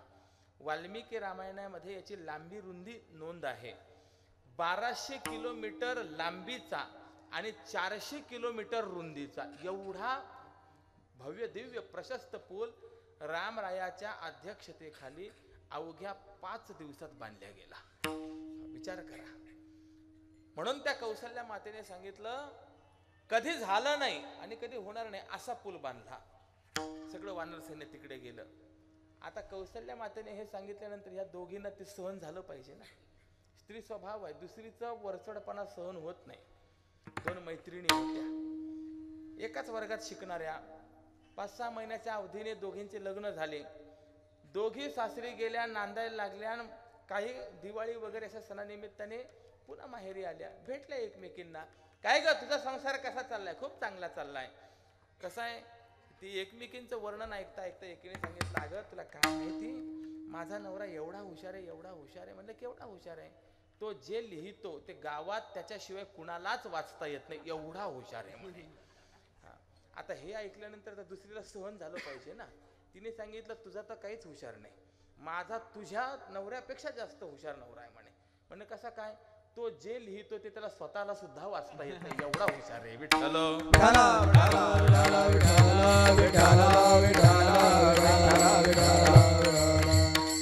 सांगायचं मला तात्पर्य फक्त एवढंच होतं की दुसरीचा मोठेपणा सहन होत नाही, स्वभाव आहे. हे ऐकलं ते अंजनी माता म्हणले, काय गरज होती पूल बांधायची? म्हणलं मग वानर सैन्य गेलं असतं कसं? अगं माझा मुलगा होता मारुती, त्याने विराट रूप धारण केलं असतं, सगळे वानर त्याला लटकले असते, 2-4 उड्यामध्ये सगळे वानर तिकडे गेले असते. ती कौसल्या माता ओशाळी, बरोबर आहे हिचं म्हणणं, झालं असतं, असं होऊ शकलं असतं. या दोघींवरती वरचढ तोड केली त्या लोपामुद्रेने. तिने सांगितलं, पुलही बांधायची गरज नव्हती, उड्याही मारायची गरज नव्हती. माझ्या पतीला अगस्त्य महामुनींना जर सांगितलं असतं, एका घोटात समुद्र पिऊन टाकला असता, वानर सैन्य चालत पलीकडे गेलं असतं. आता हे ऐकल्यानंतर रामराय आणि मारुतीराय दोघांनी डोक्याला हात लावला. रामराय म्हणाले, मारुती, अरे तिथे काय कष्ट करावे लागले, काय सोसावं लागलं, आपल्याला माहिती आहे ना काय लागतं बोलायला, काय यांना समजावून सांगू शकशील का? मारुतीराय म्हणाले, सांगतो. गेले मारुतीराय, तिघींना नमस्कार केला आणि कौसल्या मातेला प्रश्न विचारला, आई साहेब काय म्हणता तुम्ही? काय नाही रे, रामाने पूल बांधला. रामाने कसला पूल बांधला? रामाने जर पूल बांधला असता तर रामाच्या हातचा दगड तरला असता. परंतु रामाने 3 दगड समुद्रात टाकून पाहिले. आई साहेब तुम्हाला माहिती नाही, तिन्हीचे तिन्ही बुडाले. म्हणलं तुला कसं माहिती? म्हणलं पहिल्याच दगडाला तिथे होतो. हे ऐकलं कौसल्या माता म्हणली, बरोबर आहे बाबा, रामामुळे पूल झाला नाही, राम नामाने पूल झाला. दगड तरले हे राम नामाने तरले, रामामुळे तरले नाही. ठीक आहे. आता अंजनी माझ्याला विचारलं, काय ग तुझं काय म्हणणं आहे? काय नाही, तू उडी मारली, पलीकडे गेला, किती तुझ्यामध्ये सामर्थ्य? मारुतीरायने सांगितलं, सामर्थ्य माझं नाही. मग ज्या वेळेला रामरायांनी आमच्या सर्व वानर सैन्याला निरोप दिला, त्यावेळेला जाता जाता माझ्या हातामध्ये रामरायांनी आपली रामनामांकित मुद्रा दिली. लक्षात ठेवा, मोठी माणसं ज्या वेळेला आपल्याला एखादं काम देतात ती आपली पात्रता पाहून काम देत नसतात, ते आपल्याला सामर्थ्य देऊन आपल्याला ते काम देत असतात. मारुती रायांना सांगितलं, ती अंगठी मला मिळालेली अंगठी मी मुखामध्ये ठेवली. प्रभू मुद्रिका मेली मुख माही, जलधी लांघी गये अचरज नाही. आणि त्या राम नामाच्या सामर्थ्यामुळे मी समुद्र ओलांडू शकलो. अंजनी मातेला पटलं. आणि आता लोपामुद्रेकडे आले, त्यांना विचारलं, काय ग, काय म्हणताय साहेब, तुमच्या पतीने पूर्ण समुद्र साठवला म्हणतात, तुमच्या पतीच्या उदरामध्ये एवढं जागा आहे का समुद्र साठवण्याची? म्हणलं नाही. समुद्र साठला कुठे? समुद्र तुमच्या पतीच्या मुखामध्ये असलेलं जे नाम आहे त्या नामामध्ये तो समुद्र साठला गेला. नाम किती व्यापक आहे. गगनाहुनी वाड नाम आहे, गगनाहुनी वाड नाम आहे, गगनाहुनी वाड नाम आहे, गगनाहुनी वाड. ज्ञानदेव आपले निवृत्तीसी ताड, ज्ञानदेव पुसे निवृत्तीसी चाड. ज्ञानदेव पुसे निवृत्तीसी ताड, ज्ञानदेव पुसे निवृत्तीसी चाड. गगनाहुनी वाड नाम आहे, नाम आहे, गगनाहुनी वाड नाम आहे, नाम आहे. गगनाहुनी वाड नाम आहे, नाम आहे. गगनाहुनी वाड नाम आहे, नाम आहे. हरी मुखे माना, हरी मुखे माना, हरी मुखे माना, हरी मुखे माना, हरी मुखे मना, हरी मुखे मना, हरी मुखे मना, हरी मुखे मना. ज्ञानदेव पुसे निवृत्तीसी चाड, गगनाहुनी वाड नाम आहे. तिघींनाही पटलं. हे ज्या झालेल्या क्रिया आहेत ह्या देवामुळे झाल्या नाही किंवा व्यक्तीमुळे झाल्या नाही, ह्या देवाच्या नामाने झाल्या. म्हणजे याचा सरळ अर्थ असा आहे, जी गोष्ट देवाकडूनही होत नाही ती देवाच्या नामाने होते. आणि असं असल्यामुळे प्रारब्ध देवाला स्वतःला टाळता आलं नाही, मान्य, परंतु देवाचं नाम घेतलं की प्रारब्ध मात्र टळतं. तुम्ही म्हणाल महाराज आपण विधांतर करतायत, पण याला पुरावा काही आहे काय? याला पुरावा भक्तवर्य सुदाम देवांचा आहे. सुदाम देवांचं चरित्र आपल्याला माहिती आहे की नाही? अगदी मोजक्या शब्दात सांगतो. भगवान कृष्णांचे सखा असलेले सुदामदेव आपलं वाट्याला आलेलं कर्म करायचे, परंतु अयाचित वृत्ती, कुणाला काही मागायचं नाही. आणि त्याचा परिणाम गरिबी आली. एक दिवस सुदामदेव आपल्या झोपडीमध्ये कृष्णमूर्ती समोर भजन करीत बसलेले असताना त्यांची पत्नी सुशीला सुदामदेवांकडे आली आणि म्हटलं, काव तुम्ही नेहमी सांगता हा कृष्ण द्वारकेचा राजा आहे, तुमचा बालमित्र आहे. म्हणलं हो आहेच आहे. मग कधी तुम्हाला असं वाटत नाही की एकदा त्या बालमित्राला भेटून यावं? सुदामदेवांच्या लक्षात आलं, ही आपल्याला देवाला भेटण्याकरता का पाठवायचा प्रयत्न करते. आपली ही अवस्था पाहिली तर देव आपल्याला काहीतरी देईल, काही मिळावं याच्याकरता म्हणून देवाच्या भेटीकरता पाठवण्याचा प्रयत्न करते. सुदामदेवाने समजावून सांगितलं, सुशील एक लक्षात ठेव, काही मिळवण्याकरता देवाचीच भक्ती करायची नसते, आपल्याकडनं देवाची भक्ती घडावी याच्याकरता म्हणून देवाची भक्ती करायची असते, निष्काम भक्ती केली पाहिजे. त्या सुशीलेने सांगितलं, तुम्ही म्हणतात ते सगळं मला पटतं, पण ज्या वेळेला दुपार होते, भूक लागते, आपल्याला लहान लहान मुलं आहेत, ते मुलं माझ्याकडे येतात आणि विचारतात आई खायला काय आहे, त्यावेळेला तिळतिळ अंतःकरण तुटतं, म्हणून तुम्हाला बोलले होते. पटत नसेल बोलणार नाही, इथनं पुढे निघून गेली. सुदामदेव विचार करायला लागलेत, द्वारकेला गेल्यानंतर देवाला मागायचं की न मागायचं हा पुढचा प्रश्न आहे, पण या निमित्ताने का होईना देवाचं दर्शन तर घडेल की नाही. आणि म्हणून सुदामदेवाने पुन्हा त्या पत्नीला आवाज दिला, ए तुझी इच्छा आहे ना मी द्वारकेला जावं? म्हणलं हो जातो. पण एक लक्षात ठेवतो, राजा आहे आणि राजाकडे देवाकडे जाताना रिकाम्या हाताने जाता येत नाही. शास्त्राने सांगितलंय काही ठिकाणं अशी आहेत त्या ठिकाणी रिकाम्या हाताने जाऊ नका. रिक्त पाणीर्न पश्येत राजानं देवतांगुरुम दैवज्ञम भेषजम मित्रम फलेन फलमादिशेत. राजाकडे जायचं असेल, एखाद्या अधिकाऱ्याकडे जायचं असेल, शास्त्रकार सांगतात रिकाम्या हाताने जाऊ नका. महाराज, रंगीत कागदाचं वजन पडल्याशिवाय खालचा कागद हलत नाही, नियम आहे. म्हणून भरल्या हाताने जा. राजानम देवताम, देवाकडे जात असताना सुद्धा माणसाने रिकाम्या हाताने जायचं नाही. काहीतरी पान फळ फूल काही का होईना सोबत घेऊन जायचं असतं. गुरु, आपल्या सद्गुरूंकडे जात असताना सुद्धा माणसाने रिकाम्या हाताने जायचं नाही. दैवज्ञम, ज्योतिषाकडे काही आपण पत्रिका वगैरे पाहायला गेलो, शास्त्रकार सांगतात रिकाम्या हाताने जाऊ नका. भेषजम, डॉक्टरकडे जायचं असेल रिकाम्या हाताने जायचं नाही. किंबहुना कलियुगातले डॉक्टर अगदी शास्त्रज्ञप्रमाणे वागतात बिचारे. डिपॉझिट जमा झाल्याशिवाय पेशंटला ॲडमिट करतच नाहीत. जाऊन बघा तुम्ही. नाही. आणि आपण ज्या घरी जाणार असतो त्या घरी जर लहान बाळ वगैरे असेल, शास्त्रकार सांगतात त्याच्याकरता काहीतरी सोबत घेऊन जा. हे 6 ठिकाणं अशी आहेत, त्या ठिकाणी भरल्या हाताने गेला तर आपल्याला काही मिळत असतं. विठ्ठल विठाला विठाला विठाला विठाला विठाला विठाला विठाला विठाला विठाला. हा द्वारकेचा राजा आहे, याच्याकडे जाताना काहीतरी सोबत न्यावं लागेल. तिने सांगितलं थांबा, काळजी करू नका. 4 घरी गेली आणि पोह्याचा कळणा 4 मुठी घेऊन आली. सुदाम देवांना दिलं आणि सांगितलं एवढंच देऊ शकते. ते म्हणाले काय हरकत नाही. अगं तो देव असा आहे, तो परमात्मा वस्तू पाहत नाही, त्या वस्तूच्या पाठीमागची भावना पाहत असतो. अंतरीची घेतो गुढी पाहे जोडी भावाची, असा त्याचा स्वभाव आहे. आणि त्यामुळे तेवढा तो कळणा घेऊन सुदामदेव निघाले, द्वारकेला पोहोचले. द्वारकेत आल्यानंतर एकाला प्रश्न विचारला, म्हणलं इथे द्वारकेत कृष्ण कुठे राहतो? त्या माणसाने प्रश्न विचारला, कोणता कृष्ण?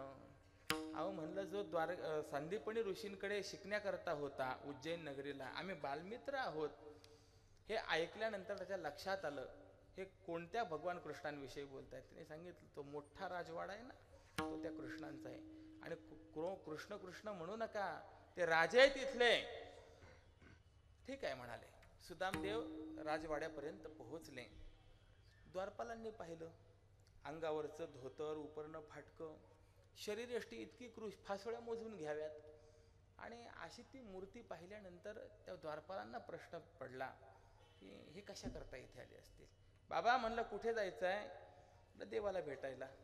तुम्हाला काही जर पाहिजे असेल तर देव रोज सकाळी दान करतात, त्या वेळेला या, तुम्हाला दान मिळेल. सुदाम देवाने सांगितलं काही मागण्याकरता आलेलो नाहीये, मी देवाला भेटण्याकरता आलोय. देवाला भेटायला?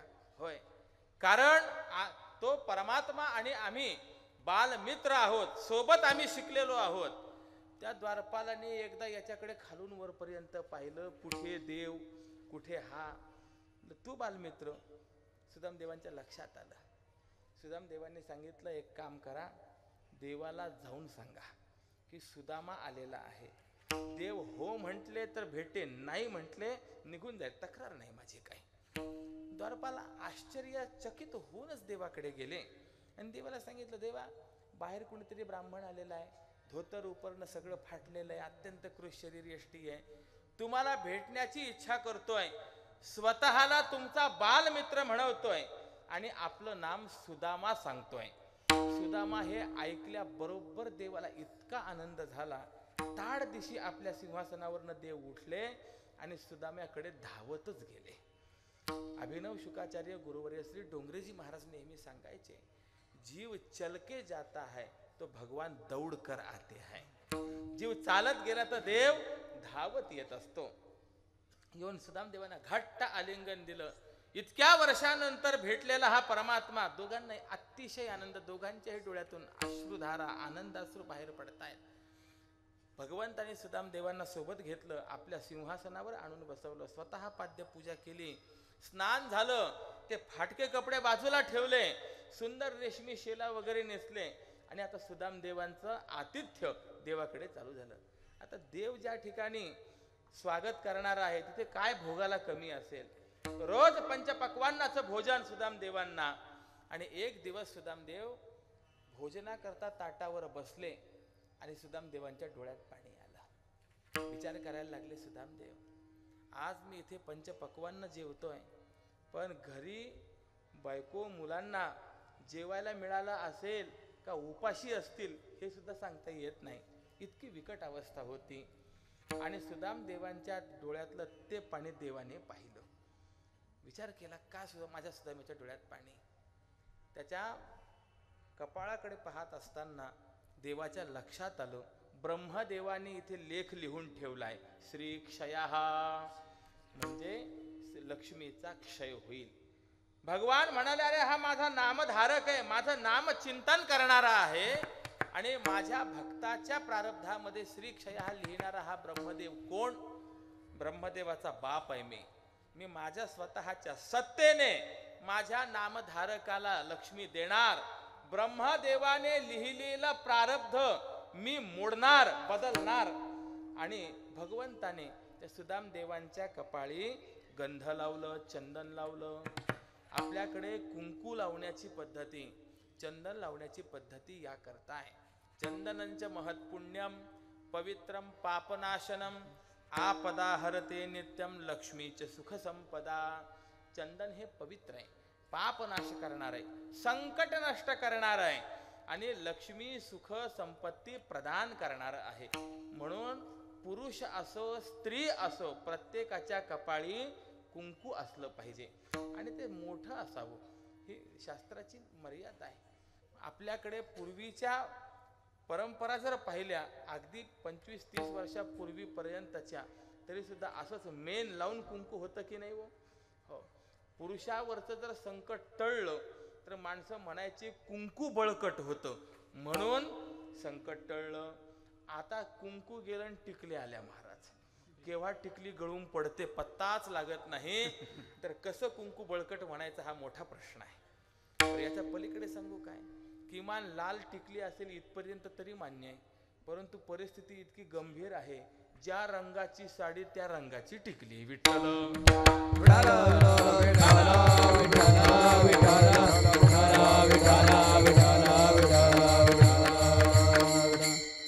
हे बदलल्या गेलं पाहिजे, असं उपयोगाचं नाही. पांढऱ्या रंगाची साडी घालतात आणि पांढरी टिकली लावतात. पांढरं कपाळ केव्हा असतं?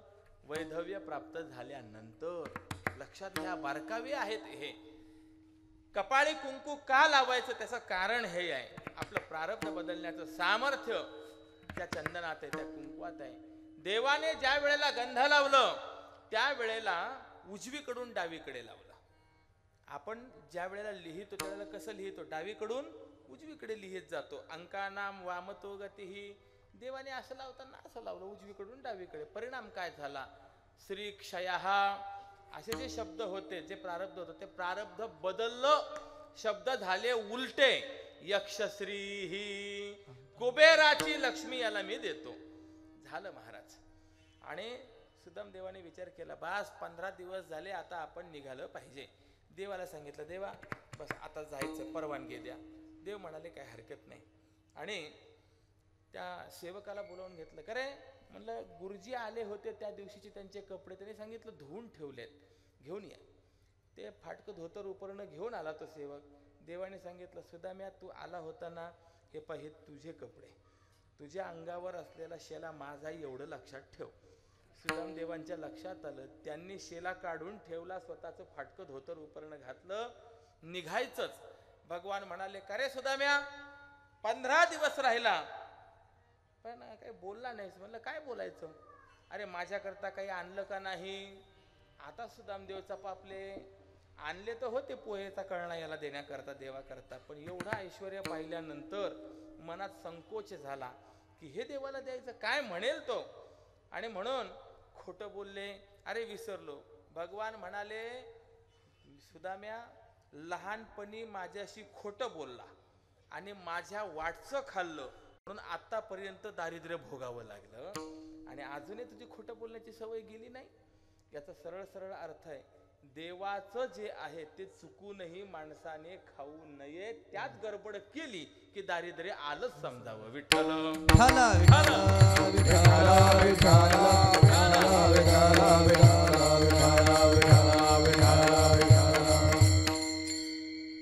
कोणताही कार्यक्रम झाला हिशेब चोख असावा ही शिकवण याच्यामधून देव आपल्याला देतात. महाराज फार कठीण आहे. असो, शेवटी सुदाम देवांच्या लक्षात आलं, भगवंताने तो कळणा सोडला. एक मूठभर पोहे खाल्ले, आनंद वाटला. दुसरी मूठ भरली, हे सुदामाला काही कळालं नाही, परंतु माता रुक्मिणी मातेला सर्व कळालं होतं. तिने हात धरला, देवा थांबा म्हणलं, यांचा प्रसाद आम्हालाही मिळू द्या. का? एक मुठीत काय दिलंय हे त्या आईसाहेबांना कळालं होतं. तिने विचार केला, दुसरी मूठ जर याने भरली तर याच्या घरी भांडे घासायला आपल्याला पाठवून दिला. तेव्हा तुमच्या सेवेमध्ये राहू द्या. आणि झालं, मूठभर पोहे खाल्ले. आताच देवाने सांगितलं, सुदाम्या आता तुला यायला काही हरकत नाही. सुदाम देवांना निरोप दिला, निघाले सुदाम देव. रस्त्याने विचार करायला लागले, काय कृष्णाचा ऐश्वर्य आहे, नगरी कशी आहे, विवाह एवढे झाले आहेत. सगळं ते विचार करता करता एक क्षणभर सुदाम देवांच्या मनात विचार आला, श्रीमंत आहे पण कंजूस आहे. हो, दुसरं तर काही दिलं नाही, अंगावरचे कपडे सुद्धा काढून घेतले. एक शेला दिला असता, धोतर उपरण दिला असतं, काय फरक पडला असता. पण सुदाम देवांनी लगेच मनात विचार केला, बरं झालं देवाने मला दिलं नाही. कारण की जर त्याने मला दिलं असतं तर धनाने मी माजलो असतो, देवाला विसरलो असतो. म्हणून नाही दिलं ते बरं झालं असा विचार करीत पुढे निघाले. आणि पुढे पाहतात तर एक सोन्याची नगरी. त्यांना वाटलं रस्ता चुकलून पुन्हा द्वारकेला आलो. आजूबाजूला पाहायला लागले, विचारात घडले. एवढ्यामध्ये काही सेवक आले, पालखी आणली, सुदाम देवांना पालखीत घातलं. सुदाम महाराज की जय, सुदाम महाराज की जय करीत निघाले. सुदाम देवांना लक्षातच येईना काय प्रकार आहे. आणि एका भव्य दिव्य प्रासादासमोर आणून उभं केलं. सुदामदेव पालखीतनं उतरले आणि जिच्या अंगावरती एकच फाटकी साडी होती, ज्या मुलांना अंगावर घालायला धड कपडे नव्हते, ती पत्नी आज सुंदर पैठणी नेसून, शालू नेसून, मुलांच्या अंगावरती चांगले कपडे. सुदाम देवांच्या लक्षात आलं, डोळ्यात पाणी आलं. बोलला नाही तिथे काही आपल्याला, पण एवढं सगळं त्यांनी दिलं आपल्याला.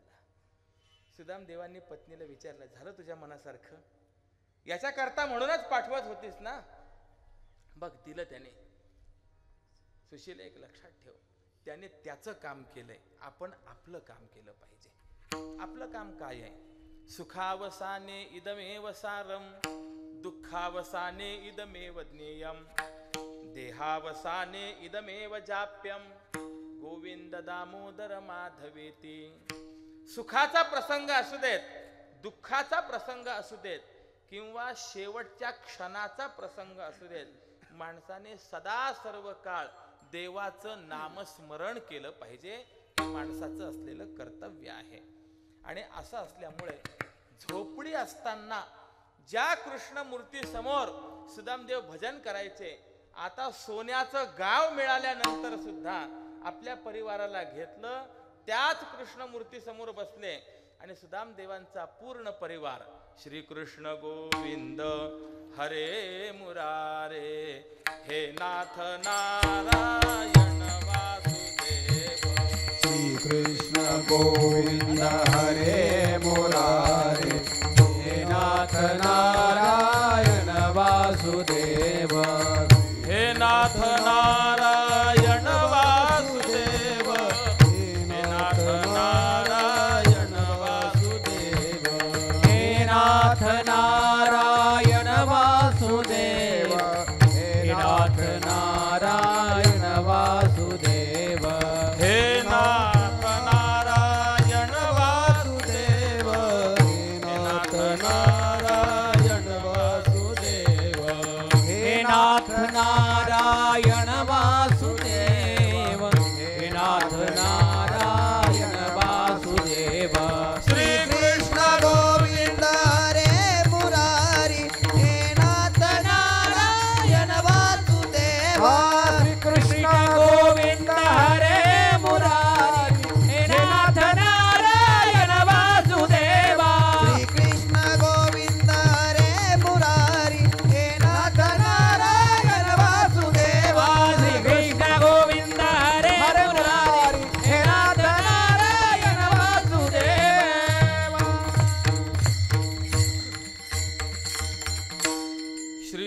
कृष्ण गोविंद हरे मुरारे हे नाथ नारायण वासुदेव.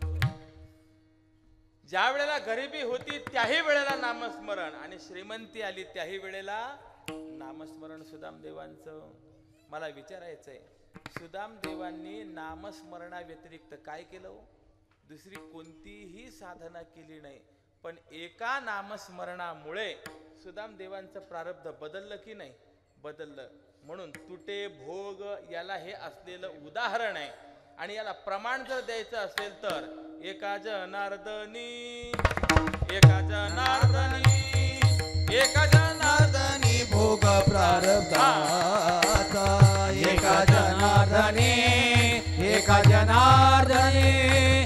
जनार्दनी भोग प्रारब्धाचा.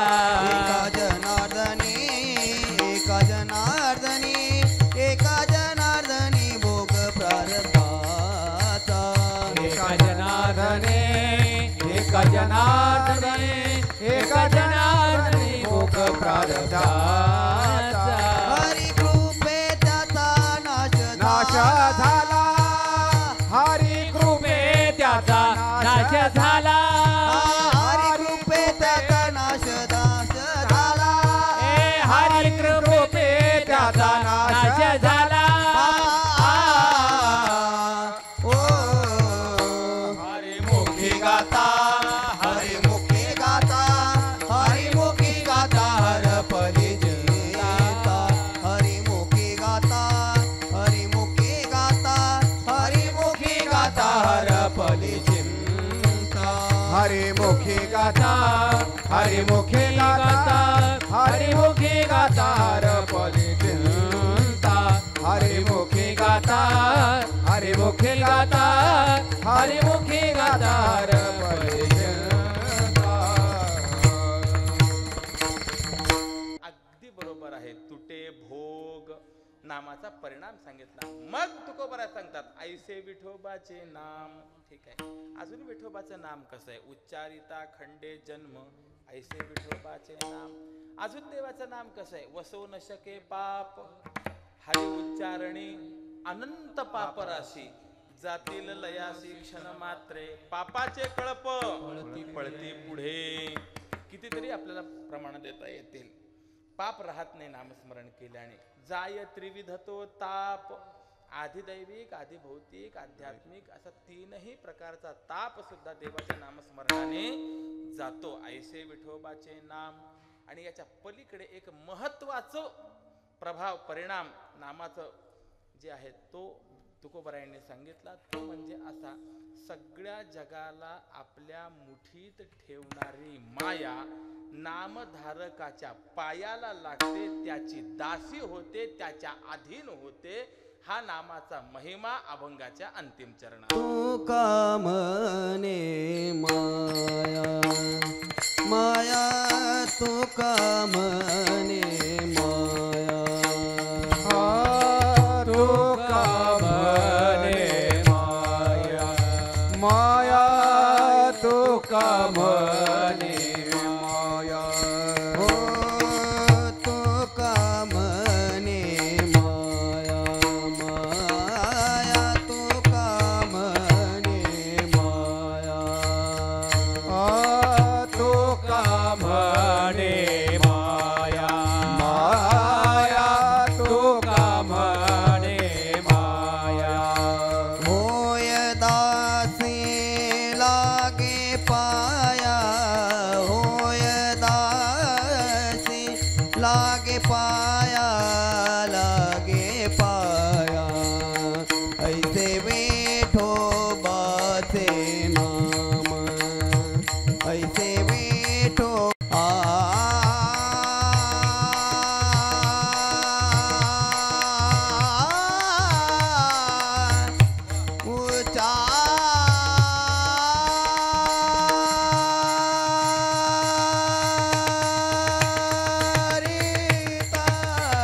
खंडे जन्म उच्चारिता खंडे जन्म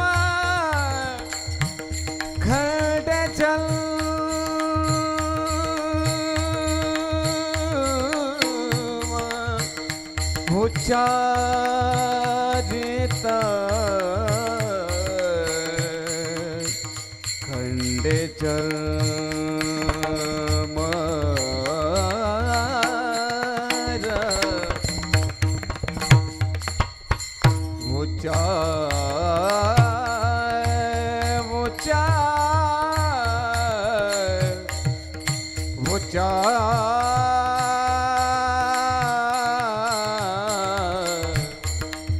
खंडे जन्म उच्चारिता खंडे जन्म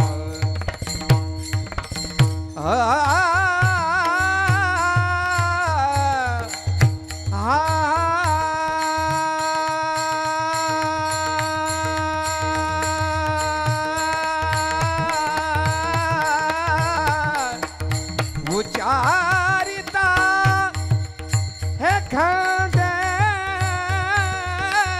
जन्म खंडे जन्म उच्चारिता खंडे जन्म उच्चारिता खंडे जन्म खंडे जन्म ऐसे विठोबाचे नाम ऐसे विठोबाचे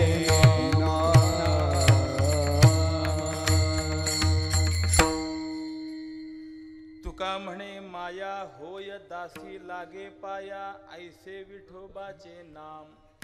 हा शेवटचा नामाचा परिणाम जो तुकोबाने या अभंगात व्यक्त केलाय तेवढा मांडतो थांबतो. देवाचं नाम असं आहे, मायेला दासी करतन पायाला लावतो. लक्षात ठेवा, मायेला दासी करणं साधी गोष्ट नाही आहे. ती माया अशी आहे, मायेने सगळ्या जगाला दास केलाय. जगामधला कोणीही असो तो मायेच्या अधीन आहे, मायेच्या मुठीत आहे. याकरता एक दृष्टांत मी सांगून जातो. एकदा बादशहाने बिरबलाला प्रश्न विचारला, बिरबला, आपल्या राज्यामध्ये बायकोचं न ऐकणारे किती असतील, असा प्रश्न विचारला. बिरबलाने सांगितलं, महाराज शोधून सुद्धा मिळायचं नाही, सगळे ऐकणारे आहेत.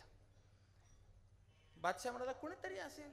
अहो नाही हो, दोघांमध्ये शेवटी वाद झाला आणि दोघांनी ठरवलं शोधूनच काढायचं. दवंडी पिटवली. उद्या लाल किल्ल्यासमोर सगळ्यांनी यायचं. दरवाजाच्या दोन बाजूला दोन पाट्या लिहिलेल्या असतील. एका बाजूला पाटी असेल बायकोचं ऐकणाऱ्यांची रांग आणि दुसऱ्या बाजूला पाटी असेल बायकोचं न ऐकणाऱ्यांची रांग. जो ज्या सदरातला असेल त्याने त्या रांगेत उभं राहायचं. मग पुढे काय करायचं ते आम्ही पाहणार आहोत, ठरवणार आहोत. चालेल म्हटलं आणि सगळे लोक त्या रांगेमध्ये उभं राहायला सुरुवात झाली. 12-12:30 वाजले. बादशाह म्हणाला, चल बिरबला, कोणती रांग कुठपर्यंत गेली आहे जरा आपण पाहून येऊ म्हणे. आणि म्हणून पाहण्याकरता आले तर ज्या बाजूला पाटी लिहिलेली होती बायकोचं ऐकणाऱ्याची रांग, ती दिल्लीतल्या लाल किल्ल्यापासून जी निघाली होती ती मंगरूळ पर्यंत आली होती महाराज. आणि दुसऱ्या बाजूला पाटी लिहिली होती बायकोचं न ऐकणाऱ्यांची रांग. त्या पाटीसमोर एकच उभा होता. एक पाहिला आणि तो बादशाह म्हणाला, बाग बिरबला, एक का होईना छावा मिळाला.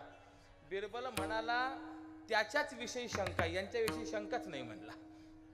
शंका फक्त त्याच्याविषयीचे. त्याला जाऊन भेटू. गेले भेटायला आणि बिरबलाने प्रश्न विचारला, काय रे, बायकोचं न ऐकणाऱ्याच्या रांगेत उभा आहे? त्याने सांगितलं हो. बिरबल म्हणाला, खरंच बायकोचं ऐकत नाही का? तो म्हणला, खरंच सांगू का? खरंच सांग. त्याने उत्तर दिलं, बायको म्हणाली, सगळे त्या रांगेत उभे राहिले, तुम्ही या रांगेत उभे राहा म्हणून या रांगेत उभा राहिलो. हे ऐकलं बादशाह खचिलच झाला. तो म्हणला, बरोबर आहे बिरबला, तू म्हणतो ते.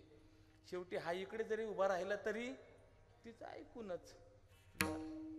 माझा प्रश्न मिटला, माझी शंका मिटली. बिरबल म्हणाला, तुमची शंका मिटली, पण माझ्या मनामध्ये एक शंका आहे. काय शंका आहे? तुमच्या पाठीमागे राज्याचा एवढा मोठा व्याप असताना तुमच्या डोक्यात हा प्रश्न आलाच कसा? तो बादशाह म्हणाला, माझ्या तरी डोक्यात कशाचा येतो, बेगमनी विचारलं म्हणून तुला विचारलं. विठ्ठल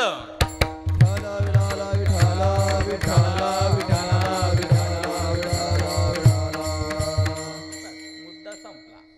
अर्थ काय कळाला? प्रजा असो की राजा असो, रंक असो की राव असो, लहान असो की मोठा असो, सगळे शेवटी मायेच्या अधीन आहे. ही महत्वाची बाब आहे. अशी जगाला आपल्या अधीन ठेवणारी माया तुकोबाराय सांगतात, फक्त देवाचं नाव घ्या, ती दासी होईल, पायाला लागेल. ऐसे विठोबाचे नाम. मग असं जर देवाचं नाम असेल तर तुम्ही आम्ही सुद्धा काय केलं पाहिजे हो? त्या देवाचं नामच घेतलं पाहिजे. कसं? विठोबा विठोबा रघुमाई, विठोबा रघुमाई, विठोबा रघुमाई, विठोबा रघुमाई, विठोबा रघुमाई, हरे विठोबा रघुमाई, विठोबा रघुमाई, विठोबा रघुमाई, विठोबा रघुमाई, विठोबा रघुमाई, विठोबा रघुमाई, विठोबा रघुमाई, विठोबा रघुमाई, विठोबा रघुमाई, विठोबा रघुमाई, विठोबा रघुमाई, विठोबा रघुमाई, विठोबा रघुमाई, विठोबा रघुमाई, विठोबा रघुमाई, विठोबा रघुमाई, विठोबा रघुमाई, विठोबा रघुमाई, विठोबा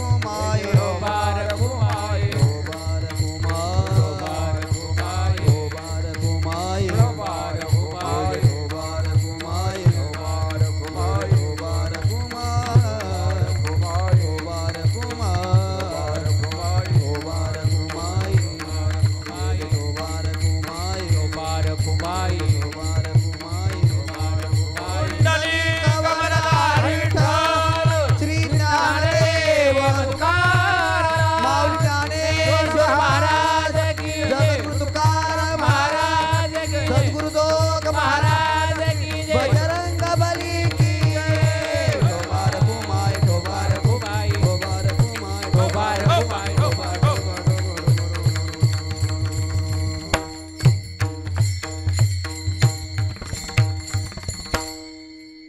तुटे भवरोग संचित क्रियमान भोग, ऐसे विठोबाचे नाम उच्चारिता खंडे जन्म.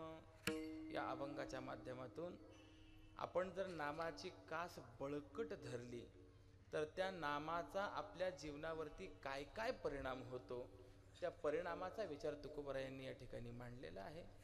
आपण देवाची स्थापना करत आहात.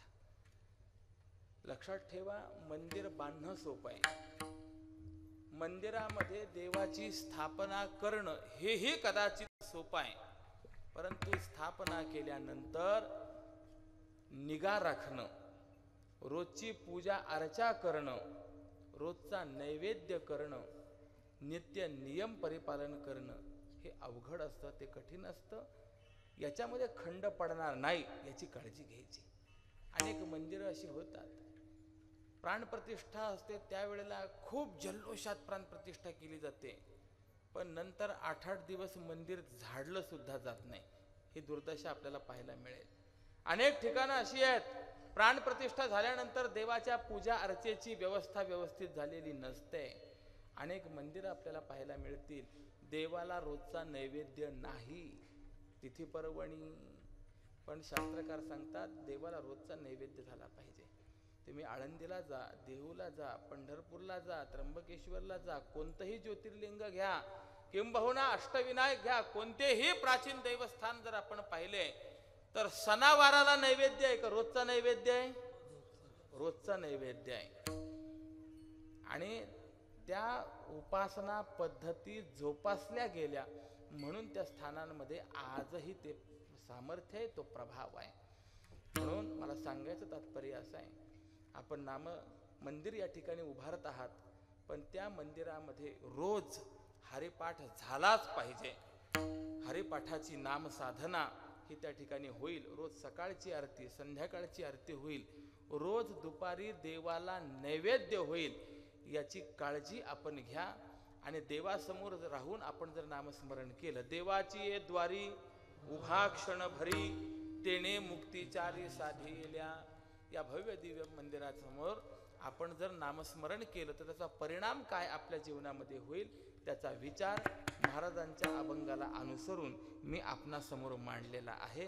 आणि असं असल्यामुळे देवाने कृपा करावी आणि सर्वांकडनं नामस्मरण करून घ्यावं आणि आपल्या कृपेचा वर्षाव करून सर्वांचा उद्धार करावा एवढं मागणं मी देवाकडे मागतो. करविली तैशी केली कटकट वाकुडी की नीट देव जाणे, या न्यायाने झालेली सेवा भगवत चरणारविंदी समर्पित करतो आणि माझ्या वाक प्रपंचाला विराम देतो. ज्ञानेश्वर ईश्वर माऊली ज्ञानराज माऊली.